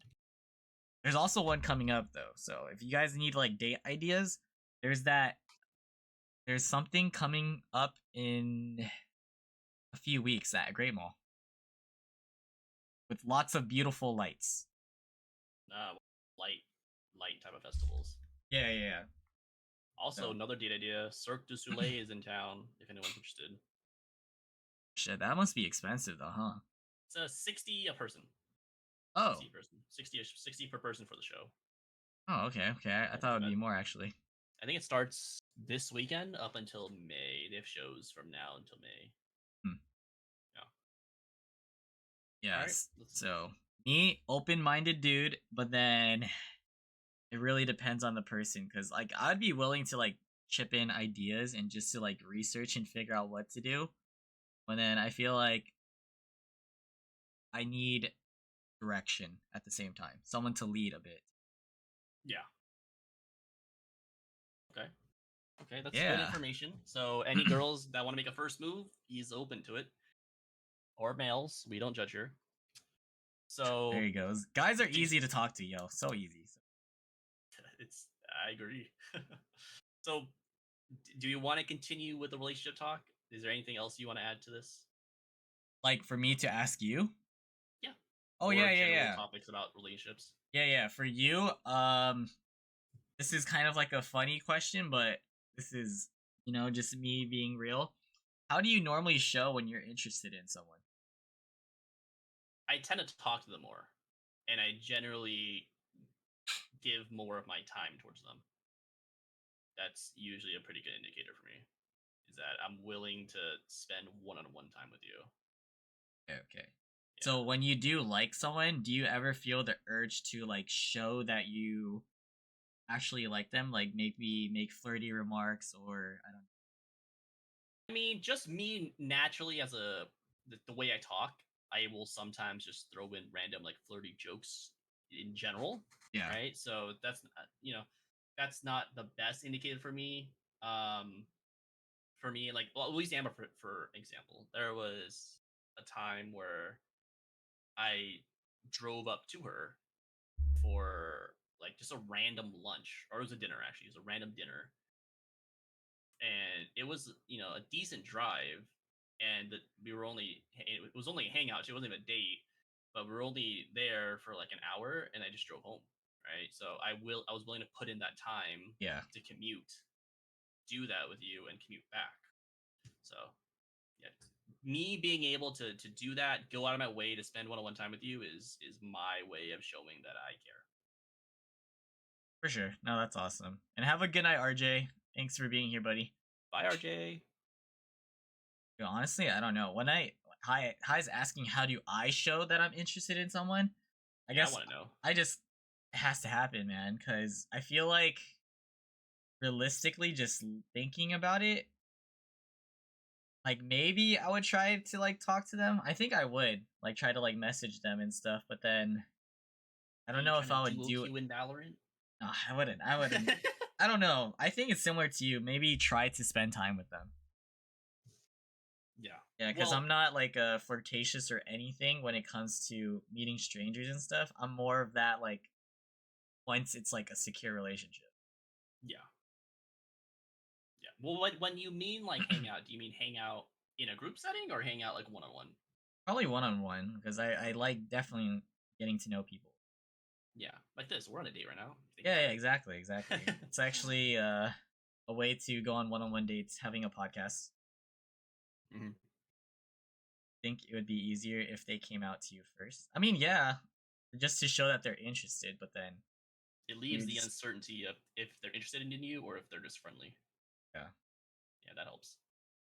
Plus, like, I don't mind talking to people, but I hope it doesn't like give an indication that people think I'm trying to get at them or like flirting because I'm talking to them. I just tend to talk to people like whoever. Yeah, you don't want to get up like a wrong impression. Yeah, yeah. Like I've learned to Okay. be more straightforward as I'm like older too, so there's So you that. don't like lead people on Yes, yes. all the Which lines of I don't female think I people do lead that. people on, but if I were to, then I would be upfront about it. Mhm. No, definitely. How would you rate your Riz, unspoken Riz, and spoken? 1 through Negative. 10. Negative, probably 0. so Don't got it, boys. Don't got so it. you got Don't got it. no Riz, and somehow you're with Amber. Yep. So she rizzed Got you up. none. Yep. She rizzed me up. I didn't got to. I didn't got to rizz it up. She flirted first, so none. I think everyone can attest. Hi knows I don't got any riz. Jamie knows I don't got any riz. Holy, having negative Riz and having a girlfriend is crazy. Yeah, I got none. I got none. But fun fact, Jamie, he's got riz, dude. His nickname is the Rizzler. So Dude, he's invincible. he Invincible. exactly and invisible sometimes. Yeah. Visible, So, invincible. yep. We'll learn more about Jamie, hopefully, future podcast. Learn Yeah, about your maybe. Riz tactics. Maybe. Yeah. Those are it for my questions specifically about relationships, unless you have more that you want to ask or like input. Let me think. What's a good relationship question? What do you think is the most important thing about a relationship for a relationship to work? What do you think is the most important? It's very general. You already said it, but I do think I stand by it's communication. Communication. Communication goes a long way because, like, have you ever had an argument over text and maybe it's because you can't read people's emotions and it Shit, I'm becomes about an to have one argument? after with Amber, dude. Yo, see, it's like Just kidding. communication's so key. Like sometimes I'd be messaging and I wouldn't be able to tell if they're like upset. And then get you. I get it. either they are upset or I'm just like overthinking it, so like it's pretty bad. But then communication Yeah. being upfront. I'm the type of person that I've noticed, at least in the past relationship, to want to also fix things on the spot. So I learned that you need to give people time. well, Yeah, so I'm one of those people that like if we get into an argument, just leave me be, yeah. and I'll just get over it. Like it's fine. But if you press on me to try to solve whatever it is I'm angry about, I'm gonna get more angry. Yes, so communication. Yes, plus comprehension. Absolutely. Everyone works differently, so Yeah, do what I've works for learned you. that. Yeah, good Uh, question though. yeah, that's the only question I had for relationship. I'm sure that when you release your documentary on your list of companions, Yeah, something like that. All right. These are important questions to me that I want to ask you because it's relative to like mental health and physical health. yeah, Um, oh wait, Hi's asking, what do you think about dating scene nowadays? I wouldn't know, so I can't tell you. me I'm just neither. kidding. I wouldn't know. Honestly, nowadays, because social media plays a huge role of allowing people to meet others, there's many options for people, so it makes it difficult to actually like commit to dates and relationships. People just, literally have so many options. For example, if you're on dating apps, I know there's like a ratio for the guys to girls, like success stories and everything, but it's just tough because it's so easy to ghost people and just lose interest because you're just so fixated on the number of people rather than like a specific person. Yeah, I feel like because of the rise of dating apps, there's a lot more options out there for people, for everyone. But for me, because we're living in such a social media heavy environment, it is hard to make genuine romantic relationships because there's people out there that might try to get with you for social media exposure or something along those lines. Oh, It's hard to form those actual solid bonds where because the dating scene now is so heavily influenced at social media, whether we like it or not. Right? People value that stuff. I don't personally, but some people do. yeah. So that's one thing that I don't like nowadays is that I'm a person who likes privacy. Like I like to I don't want to show and flaunt my relationship. Some people like to post nonstop about the relationship, which is fine, but they can do what they want. But social media plays into the dating scene nowadays, which Yeah. is I'm not a fan of. And what I meant by options is like someone could be like talking to like 10 different people, or they would just have so many like potential suitors who are interested in them, and they would just literally pick the best one in their Yeah, dude. in It's their like eyes, and it might not even work Wilson with out. all his So, other girls. oh, that's crazy. Wild statement. His wait list is The is guys, the pretty guys, extensive. all the guys, all the guys. And I mean the guys' wait list is also pretty heavy too. So Just the guys. All right. Back to the mental and physical health. So for you right now, what do you feel like you're personally struggling with the most that's affecting your mental? Could be in any aspect of life.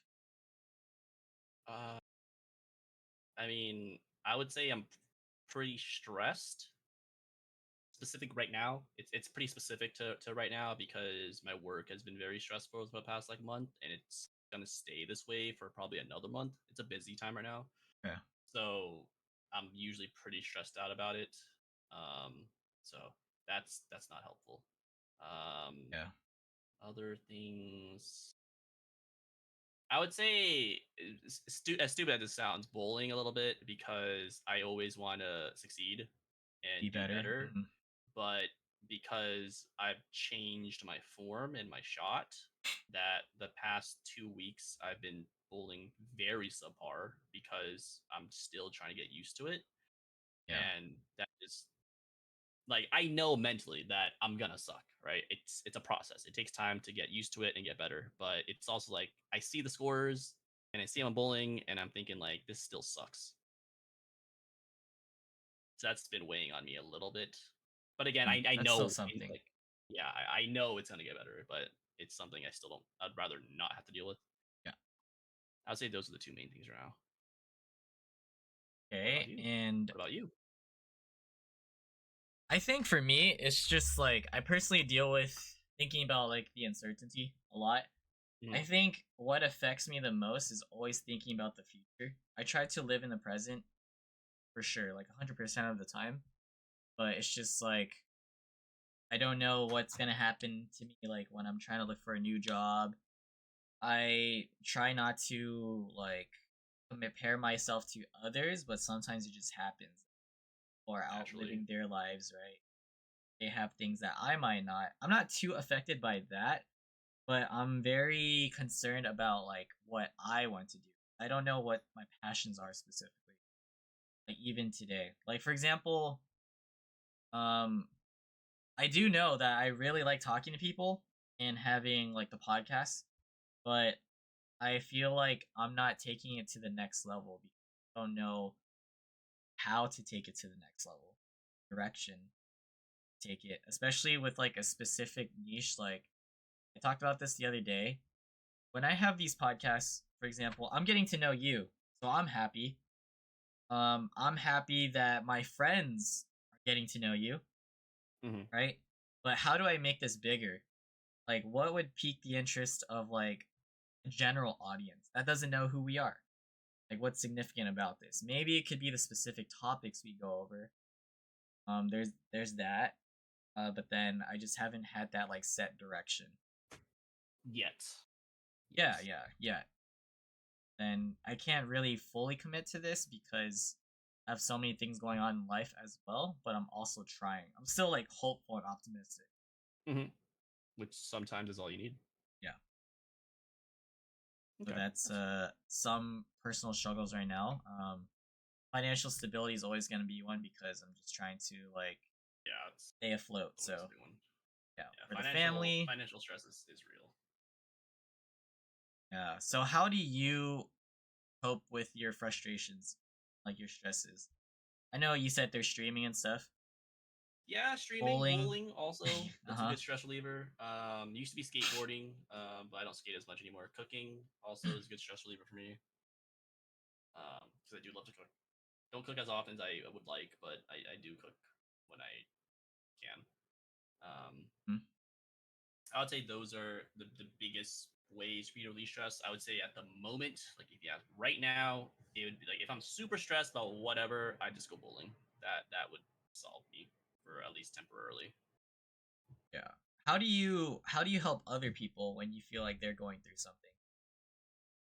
Um, usually it's just letting them speak their mind, right? Sometimes people don't want to. They don't want advice. They don't want to hear things. They just want to vent it out.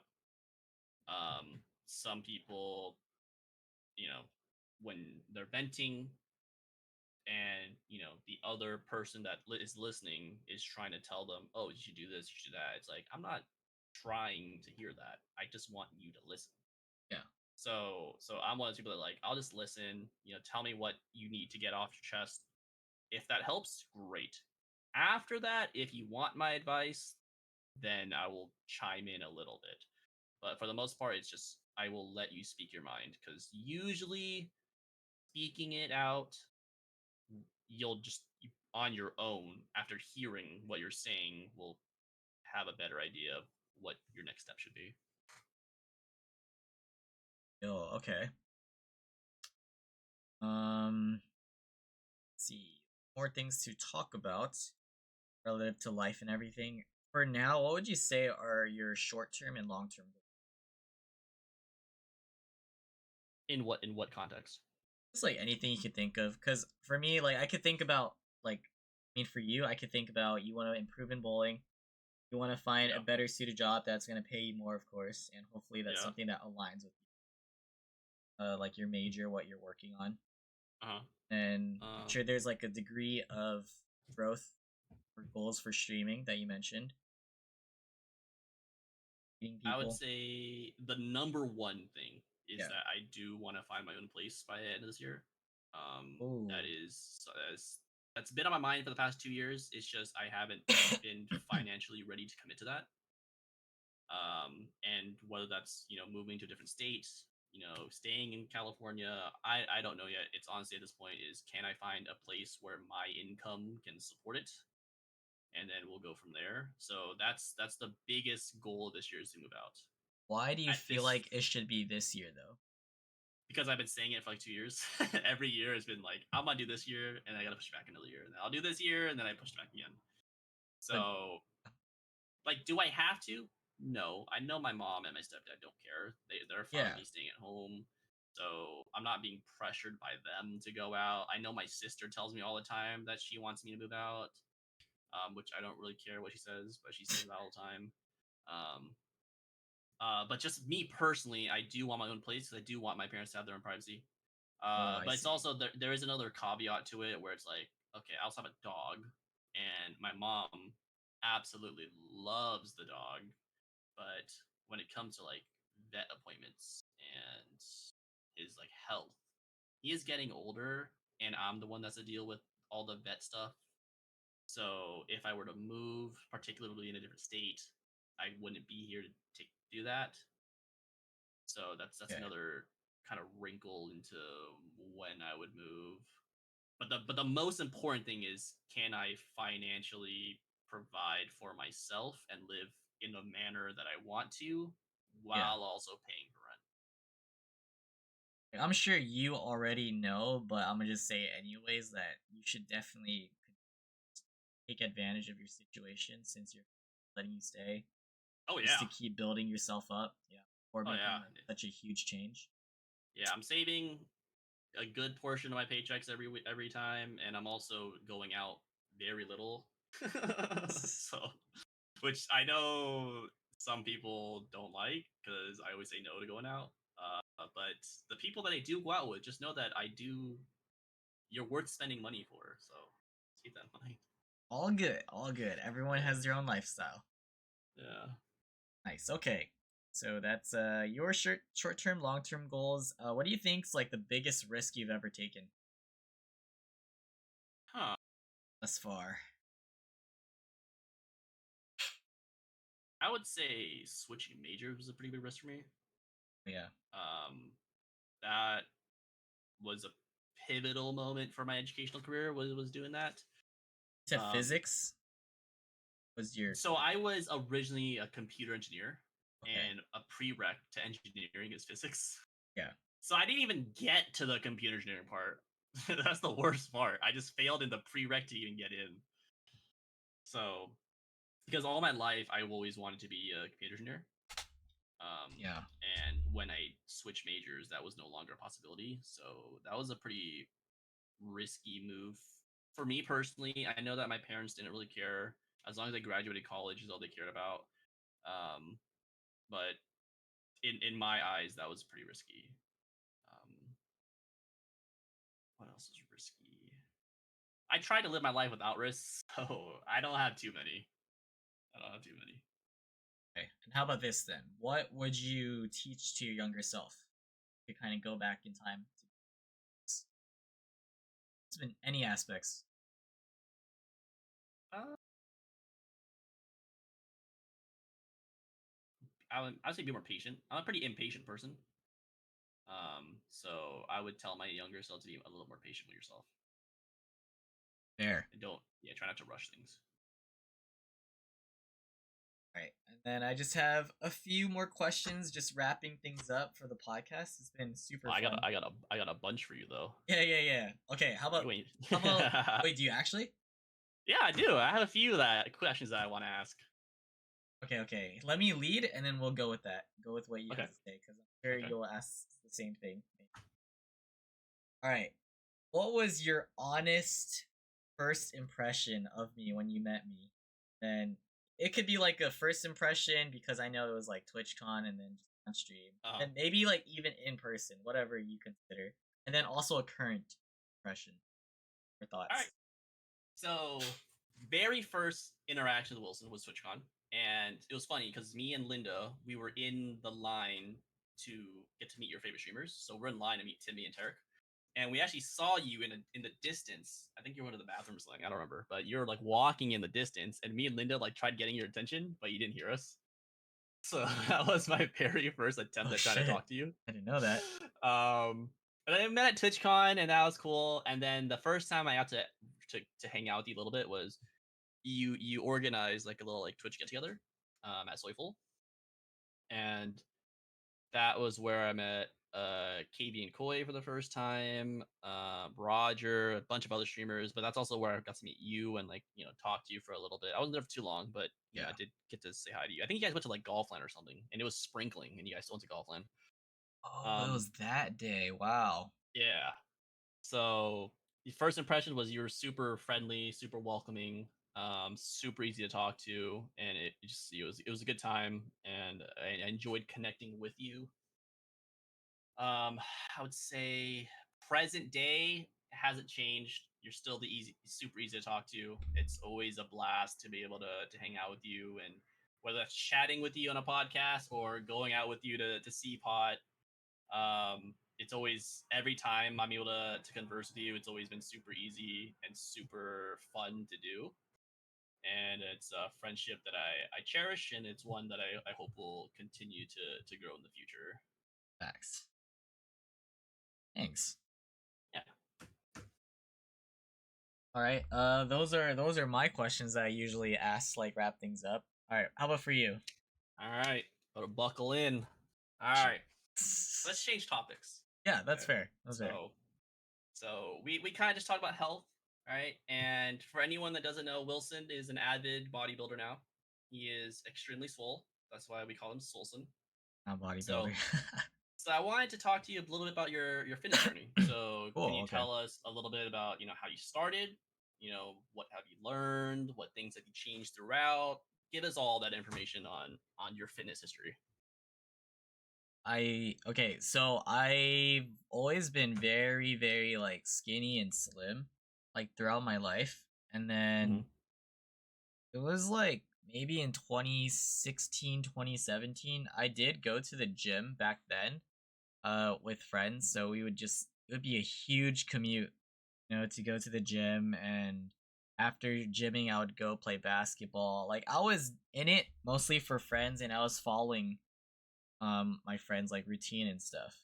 But then like just life happened, it got like super busy, so I stopped.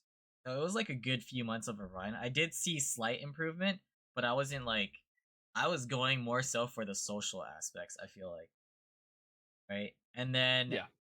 it wasn't until like 2022, um I would say 2022, like near the summer to the fall, since I've been hanging out with like Viv and Smokes. Yeah. Yeah, I hung out with them, and they would go to the gym a lot, so they invited me, and then ever since they invited me, I restarted or renewed my membership, and would just keep going with them, follow their routines. But this became like it was very sporadic and very inconsistent. But this was also me working from home, so I had the time. So as I kept going, it was cutting from my streaming time though, because I was addicted to streaming. Mm-hmm.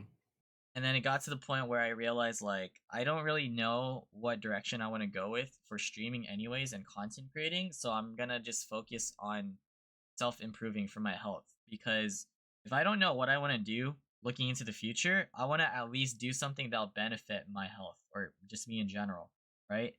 So As you ever should. since I dialed into gymming, and I've been super consistent since like October of 2022. The reason is also because during that time I was unhealthy, where I had like kidney stones and I didn't realize it, but I was in like excruciating pain every single day, where my back was hurting and I didn't know why. I thought it was my chair, so I got a new chair.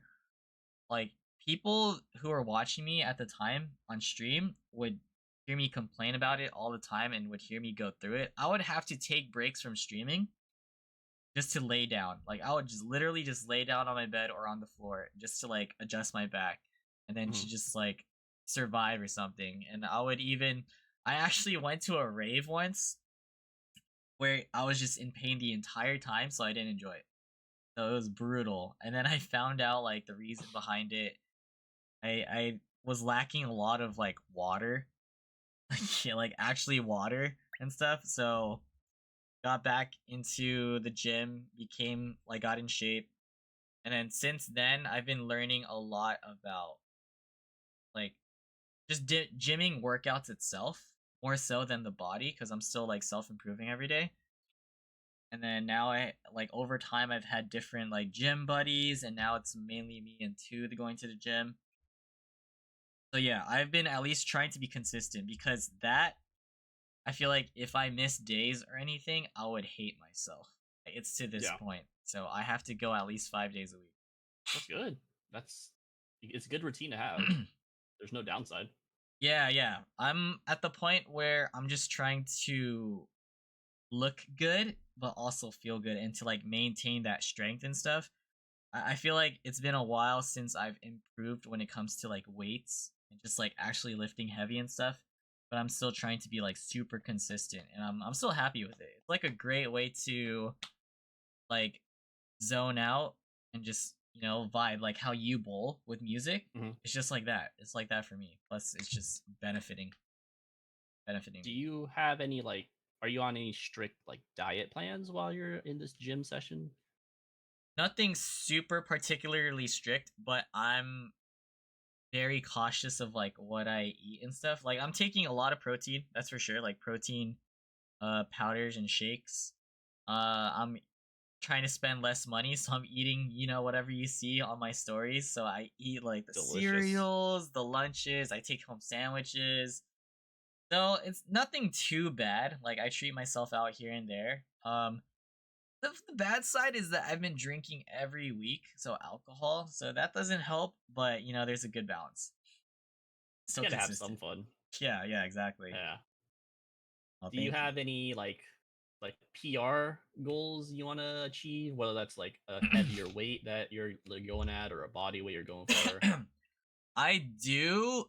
The main thing I want to hit 2 plates for benching, but I don't think I'm gonna get there if I, at least in my current state. I feel like I really, really need to like push myself and just like go crazy with it, like even more intense. But I'm like, it's been pretty stagnant for that. But then I also want to be able to do muscle ups. I haven't tried. Like I I haven't feel tried in like you could over a do it. year. Maybe, maybe. I feel like if I get the technique, I'll be able to do it. But I have not tried. And then I just want to look better aesthetically. Like Hmm. that's my goal right now.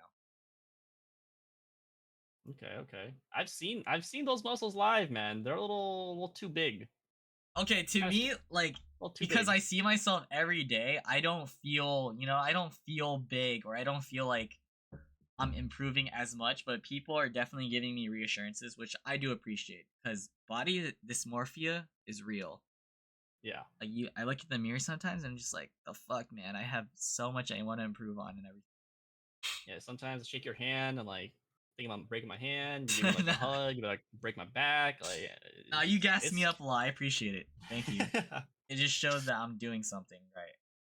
So what would you say? So you've been on this journey for over a year. Like, what would you say is the number one tip you can give to people out there that want to either start to go to the gym or are already gymming, and it's a tip that that can help improve them? One, have specific goals. Ask yourself what you're trying to accomplish out of the gym. Like, if you're trying to look good or like lose weight, body fat and stuff, like for me, if I were to restart and give myself advice, it would be to take protein, of course, like protein intake. I want to be like pretty lean, so you do have to watch what you eat realistically. Calorie deficit, but intake more protein. And then when it comes to working out, have like a good split throughout the week that allows you to work out every body part, and also push yourself. Like literally, if you want the gains, you need to break down your muscle and you need to push yourself to failure. So it's called progressive overload, where like you definitely go up in weight over time, but you don't want to go for like a lot of reps of just like lightweight. You just literally want to get to the point where you just can't do a workout anymore, like for your sets. So I've been trying to do that, and that's like my advice. And also like Okay. get a good fill of like cardio, honestly. especially if you want to reduce the body fat. Ew, cardio. But like more so walking. Yeah, just not like you don't have to run and stuff. I mean, bowling is technically cardio, so Okay, there you go. It's still something. yeah, it's something. It's very Alright. discouraging going to the gym at first, but once I can you're imagine. once you're there constantly, you just kind of like zone out and you don't really care who's there I for would you. just keep it to my imagination. Yeah, raises cardio too. Okay, that's definitely some good tips there. So all you gym fanatics out there you go. You got tips straight from the source himself. Have a few like small questions, just general curiosity before we dive into deeper stuff. That's cool. Go for it, man. I'm turning this shit on you, all right? You're my guest now. Okay, this is your episode, so I'll allow it. Yeah. So let's start at basic, right? You know, we're in Bay Area, ton of boba shops. Yeah. What's your go-to boba store, and what's your order? I've always said that I have a set drink for each location, but the ones that I've been most comfortable with would be like Happy Lemon because of like the black tea with the salted cheese. Dude, that's what I get. Bro, I love that. I got love that shit yesterday, dude. It's What so the fuck? good. It's so good. I got it right before bowling, dude. It was so good. And then tasty, I would go for the matcha Thai tea. And then Sunright, I love the basic like black milk tea they have, or like the one with the pudding thing. That thing's pretty. Those are Is it the creme brulee one? The creme brulee. Yeah. That's what I get at Sunrise. Yeah. Or there's that. Places. Yeah, again, it really depends on like what people want to go to, and then I would just pick something. What about like T-Sane? Right. ABG Central. T-Sane, I like either the winter melon thing that they have, or there's like this orange drink my friends usually get, but I forgot what it's called. It's really popular. That I would probably experiment with like the fruitier like drinks there. But then there's Pico, right? So if I go to Pico, I always get the winter melon drink they have called Angela. That's like their number 2 drink because it's Pico Special and then Angela. Okay. What about 7 Leaves? 7 Leaves, I'm very basic, so I would either go for like the Thai tea or Assam, and if I want to spice things up, I get the summer mint. Okay, chat, you writing this down so that you can surprise Wilson with the milk tea? Oh, Snow White, there you go. Yeah, there you go. Thank you.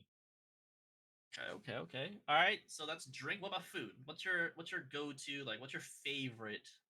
Bro, it has to be Hot Pot Tasty Pot. Like, I love that shit. I actually just got that yesterday too. Woo! But what do you like about Tasty Pot? Because I know you go there, frequently. Why do you choose Tasty Pot over, say, Boiling Point? I like Tasty Pot because, especially during lunchtime when you get the free tea, because that green tea is like my favorite. The green tea is so good. I also like how the lamb and the cabbages taste. At Tasty Pot over yes, and I like their sauces too. So I mix the sauces, like it's like a soy garlic sauce or something with the paste. Yeah, it's so good. I mean, Boiling Point, I don't mind eating Boiling Point, but come on, free good ass tea, like come on. I'm pretty sure you get free green or black tea at lunch at Boiling Point. Oh, do you? Yeah, I think it's part of the. Shit, I never go during lunch. That's probably why. JB, thank you so much for the gifted. Appreciate you, JB. Okay, well, what about? I also like Pad See Ew. Yeah, he's right. Pad See Ew is good. Pad See Ew, yeah. Sounds good right now.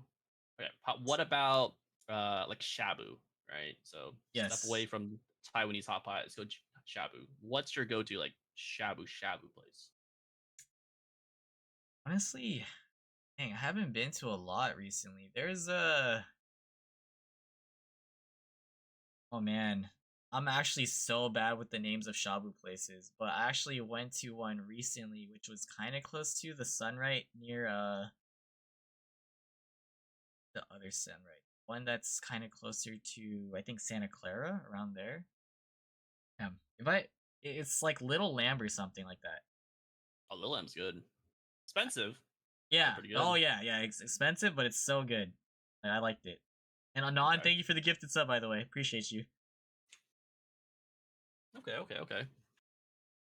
All right, now that we loosened you up a little bit, let's God. let's dive into the rave scene, right? Because you're Oh, obviously raving a bunch, dang, right? you talking about raving? That's crazy. Okay.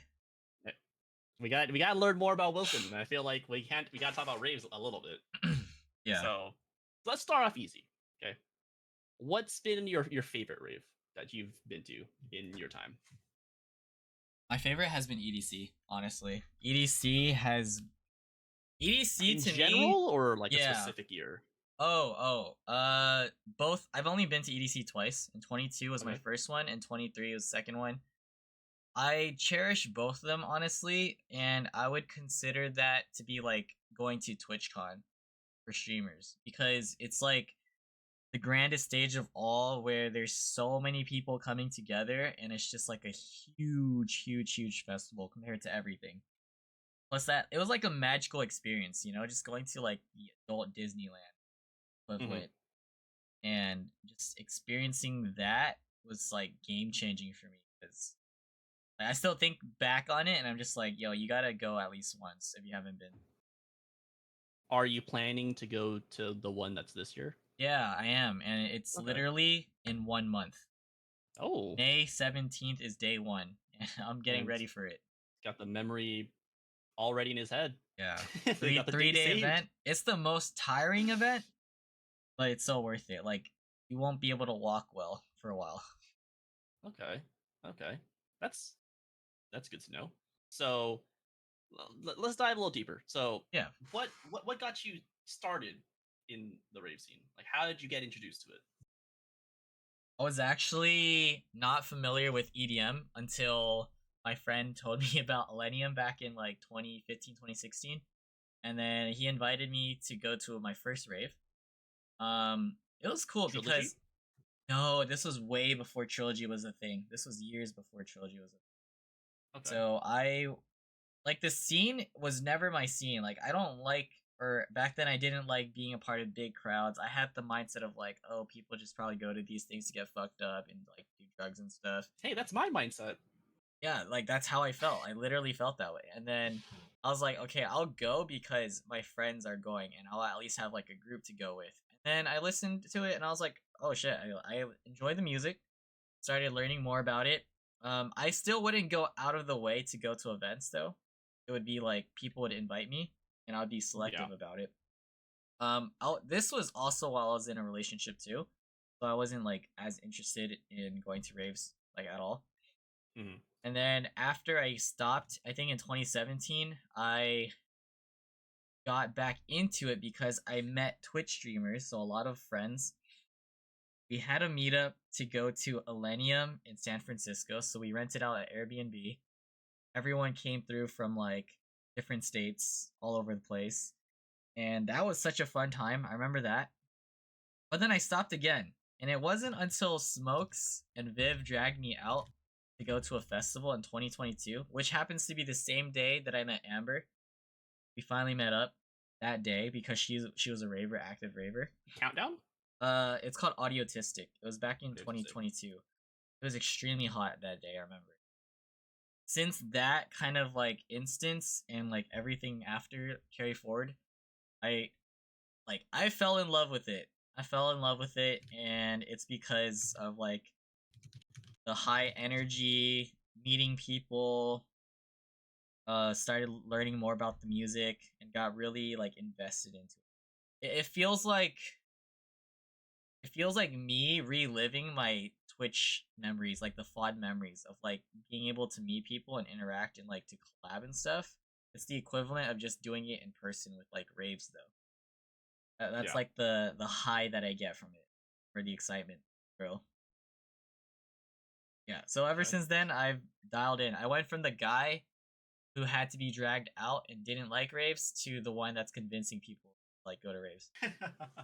Yeah. Yeah, this man's gonna drag everyone there. Yeah. Game planning about it, like how you do your lineups and stuff. Take notes. Like I'm taking notes. Okay. All right, that's there you go, guys. That's his upbringing. Yep. He's now the king of raves. That's a interesting title. What would you say is like the biggest misconception that raves have that even maybe you yourself had before you actually attended one? Well, definitely like people just go to get fucked up and it's just like an excuse for that. But then reality, it's like a whole like culture and special scene where people are like extremely friendly. They do like certain like there's like something called plur, peace, love, unity, respect, like just that whole unspoken rule type of thing where people come together to literally like enjoy their life to its fullest. You know, like lose yourself to the music, but in such a good way. Everyone has different intentions when it comes to like going to events, but it's just like a magical experience to go with like friends and meet people. So that's like the biggest misconception, just to think that I just feel like people don't really know that it's like fun and good experience. Okay. Okay. Okay. Drell's here, Now, Joseph. Hi guys. I drill. Um, talk a little broader. Is there a arena or a venue that has been your favorite to go to a rave for? Ooh, that's an interesting question. That like I'm surprised that you would ask these type of questions. It's actually really good. I'm a good talker, dude. I think favorite ones honestly haven't been too picky, but I think the one that's in SF like Bill Graham's like pretty iconic because Bill Graham. Okay. yeah, it's like decent with the space, their service, and it's just like I don't know, it looks cleaner to me, not as like janky as other like venues. And plus, like at festivals don't really have service. And there's also a few that I haven't been to that I've heard great things about. So like, you know, like Ace lives in Denver, so there's Red Rocks, and then there's also up in Seattle or like the Gorge, Yeah. Washington. So those are big ones. I'm not really Pier is like so small. It's like a club and everything. And I don't really consider clubs the equivalent to raves. Two different things. The music is gonna be the same, but it's just like such a different vibe. Honestly. Are there any music festivals that you haven't had the chance to go to that you really want to in the future, at least once? At first I think I specifically want to go for like the venue experiences more than the festivals cuz Hmm. when it comes to festivals, I care more about the lineup and who goes rather than, you know, it's the festival name itself. That makes sense. So, Yeah, the yeah. name doesn't matter. Plus because I've been raving for a bit, like I've seen almost everyone that I've wanted to see. So now I'm very diligent about like being specific of which artists I want to see. Like if it's travel, like if it takes traveling, like go to like different like further cities like SoCal and just like out of state. Okay.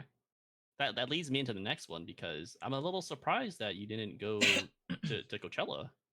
Have you been to Coachella before? No, Is uh, that something you're interested in doing? I think I would be interested in the future. I'm just not like my specific genre of music has been EDM, so I haven't really ventured out and haven't been updated with like that variety that Coachella has. Coachella looks like a fun ass experience, but I think that's like a whole different world for me. Okay, Like I'm that's open fair. minded. I haven't been interested. Okay, okay, that's. I didn't think about it too hard, but I was like, damn, I really want to see Le Seraphim live if that Yeah. was like my opportunity to. But Huh. yeah, Coachella is just fine.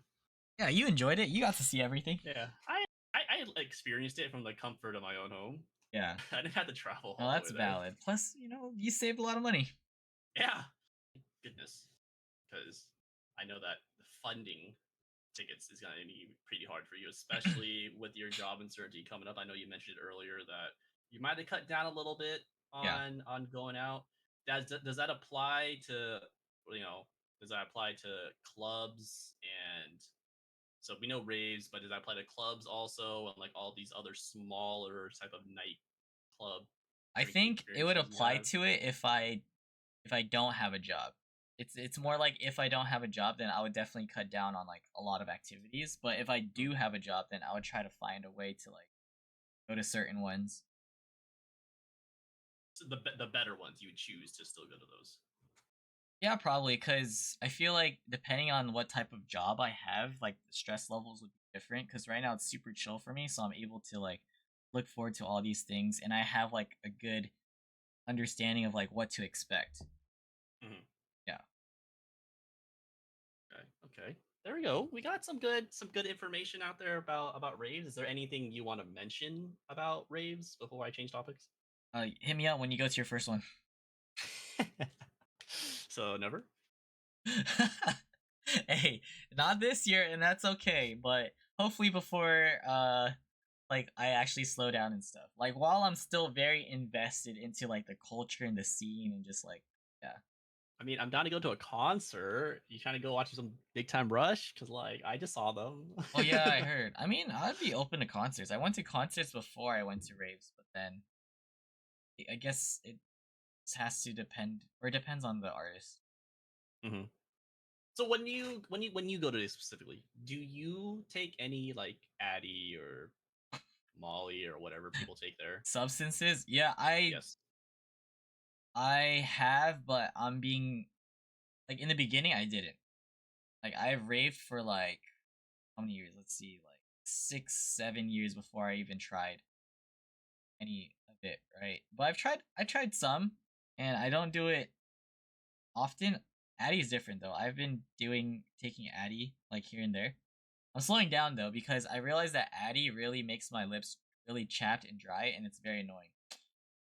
So I just drink now. But then for the I other only just stuff, drink. yeah, for the other stuff, it depends on like festivals. I would rather just do it for festivals, but it has to be spread out. There's a rule that you should have it like 3 months, 3 month gaps. What's your go-to shot alcohol? Honestly, I honestly don't really care too much about what I drink because I know I have my own limitations. But if I were to choose, it wouldn't be shots. It would just be like those sweet, delicious drinks. But then my Like go-to drink cocktails? is yeah, cocktails or like I also like Red Bull vodkas Red Bull vodkas. Those are or simple and tequila they Red hit. Bulls. Yeah, Dory sours don't even taste like alcohol. So good, and green Let's tea just get shots are a good. get a swirl in you, dude. Get a key swirl in you. Yeah. Oh, and about the Adderall stuff, like no matter how much water I drink and stuff like I take in, it just accumulates and it just gets to hmm me for some reason.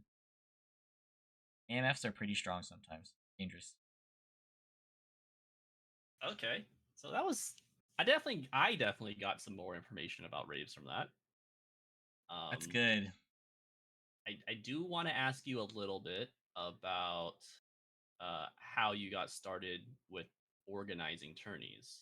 Go for it. And And Daryl, welcome in. What's up, Daryl? so could you explain to us, what prompted you to host your first one, and also what has been the reason that you've made so many, and what have you taken away from those experiences? I started doing tourneys because when I was playing Valorant and I made like a lot of friends, I would host these custom games. Customs are so fun. Yeah, I'm sure you know like what it's like. It's You a lot of host fun. customs, but it was like we had like a set number of people every time, and we would just go out of the way and start messaging a line of people on Discord. Be like, "You want to play? You want to play? Customs, customs, customs every night, right?" And then we would slowly meet more and more people through mutuals who would be like, "Oh, I have a friend out, can join us," blah blah blah, and then we become friends with them. So that grew to the point where I was just like, dude, it would be interesting to like have some sort of tournament. So like I would have custom games and I would be like, okay, let me split the teams and they'll play first and then they play second, stuff like that. And then it got to a point where my friend and I were like, we could host an actual tourney and have a prize. And I was like, I would be willing to like throw down like $100 or something, right? And then that happened and it turned out really good and we made more friends through that. And so that idea grew and then I kind of strayed away cuz my friend like kind of like grew apart type of thing where she was just doing Yeah. her own thing. And then I was just like, how can I take this like a step further? I feel like there's so much I could improve on. So I thought about everything. Like my mindset was like, if I was a player, what would I want out of a tournament? I also joined a tournament before hosting like a legit one myself. So I joined one and knew I saw what it was like to be bundled with random people and with different ranks and everything. Like it was a best of one though, so I didn't like that. But I learned that there's like different, ways of doing it. Like round robin, elimination, double elimination, stuff like that. So then I took it further by trying to find my own friends that would be casters. I would get it from other people. I would, create the forms, the overlays, everything just to make it look really nice and crisp. So I literally, I dialed in and I just made it happen. All these different tourneys because I had so many ideas in my head, and I was like, okay, I'll save that for the next tourney. But for this tourney, I want to do like all guys tourney, all girls tourney, specific theme tourneys.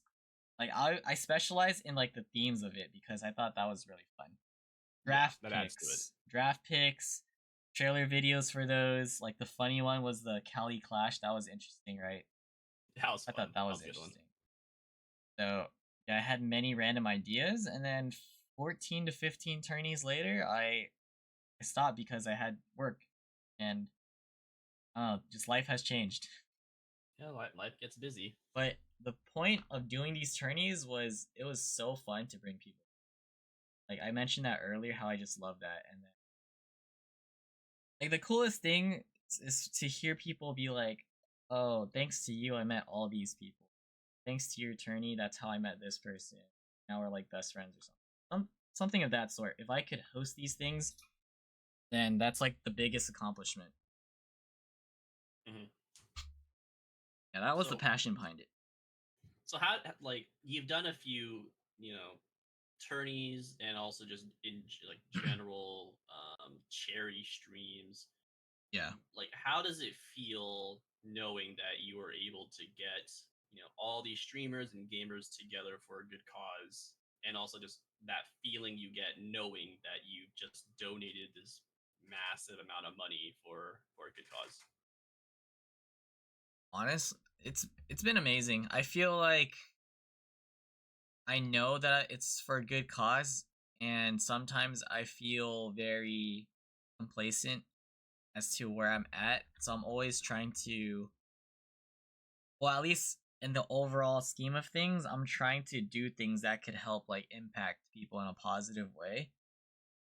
Sometimes I would just need drive, but then whenever I do actually go through with these things, it's just very like accomplishing. I'm just like it's all like intrinsic. I'm just happy on the inside about it.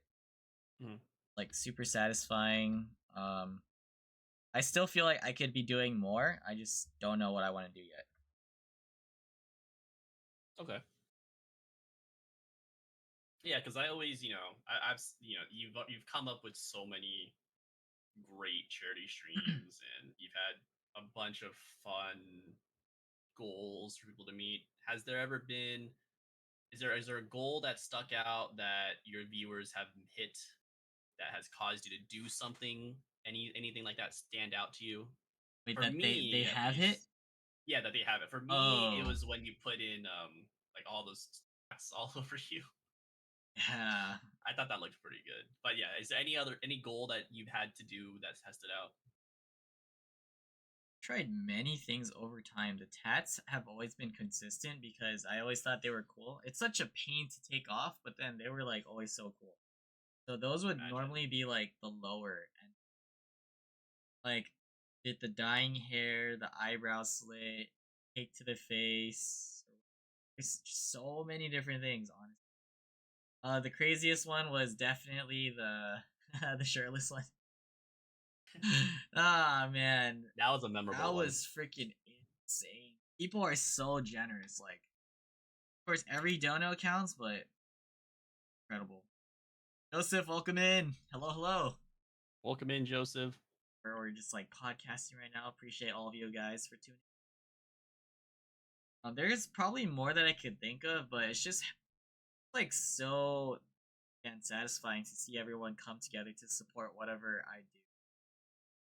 Very appreciative. That's why I try to make it fun on the side, combining it with like Does it ever surprise you how big a turnout you get sometimes?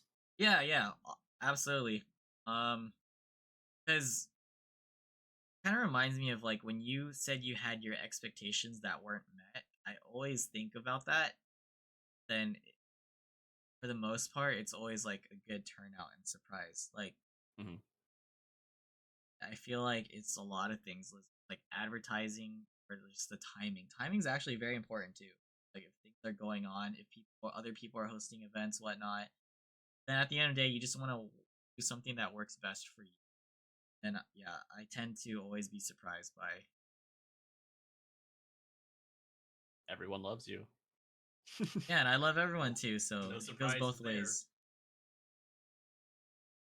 Just got to figure out what's next. Okay. I only have one last question. It's Perfect. unrelated to anything we've talked about. Okay. It's if you had to travel anywhere, right? Any place you haven't been to, whether that's abroad in the United States, if you had to travel anywhere, where would it be and why?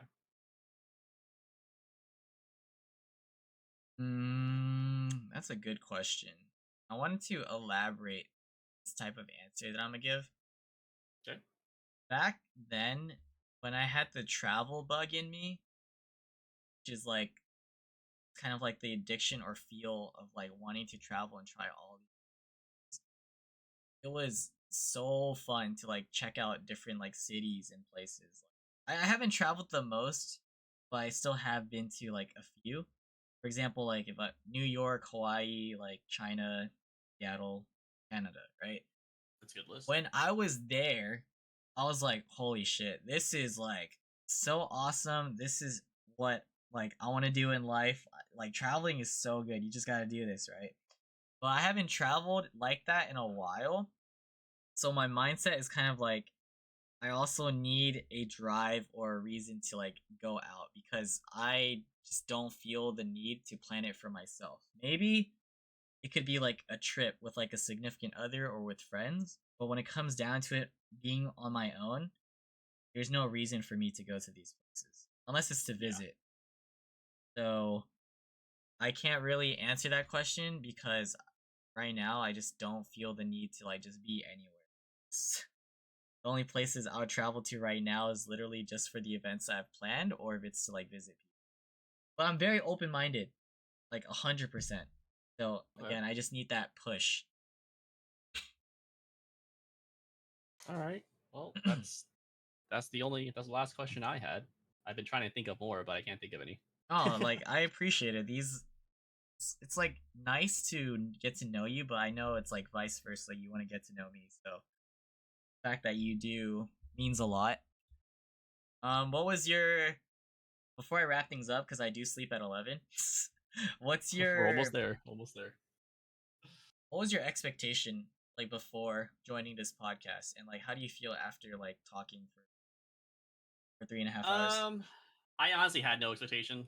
Uh, my main goal of this was really just to get to know you more Yeah, because I've hung out with you a handful of times now, I'd say, and I've enjoyed it all. But I always felt like I don't know you at a as deep of a level as I would have liked.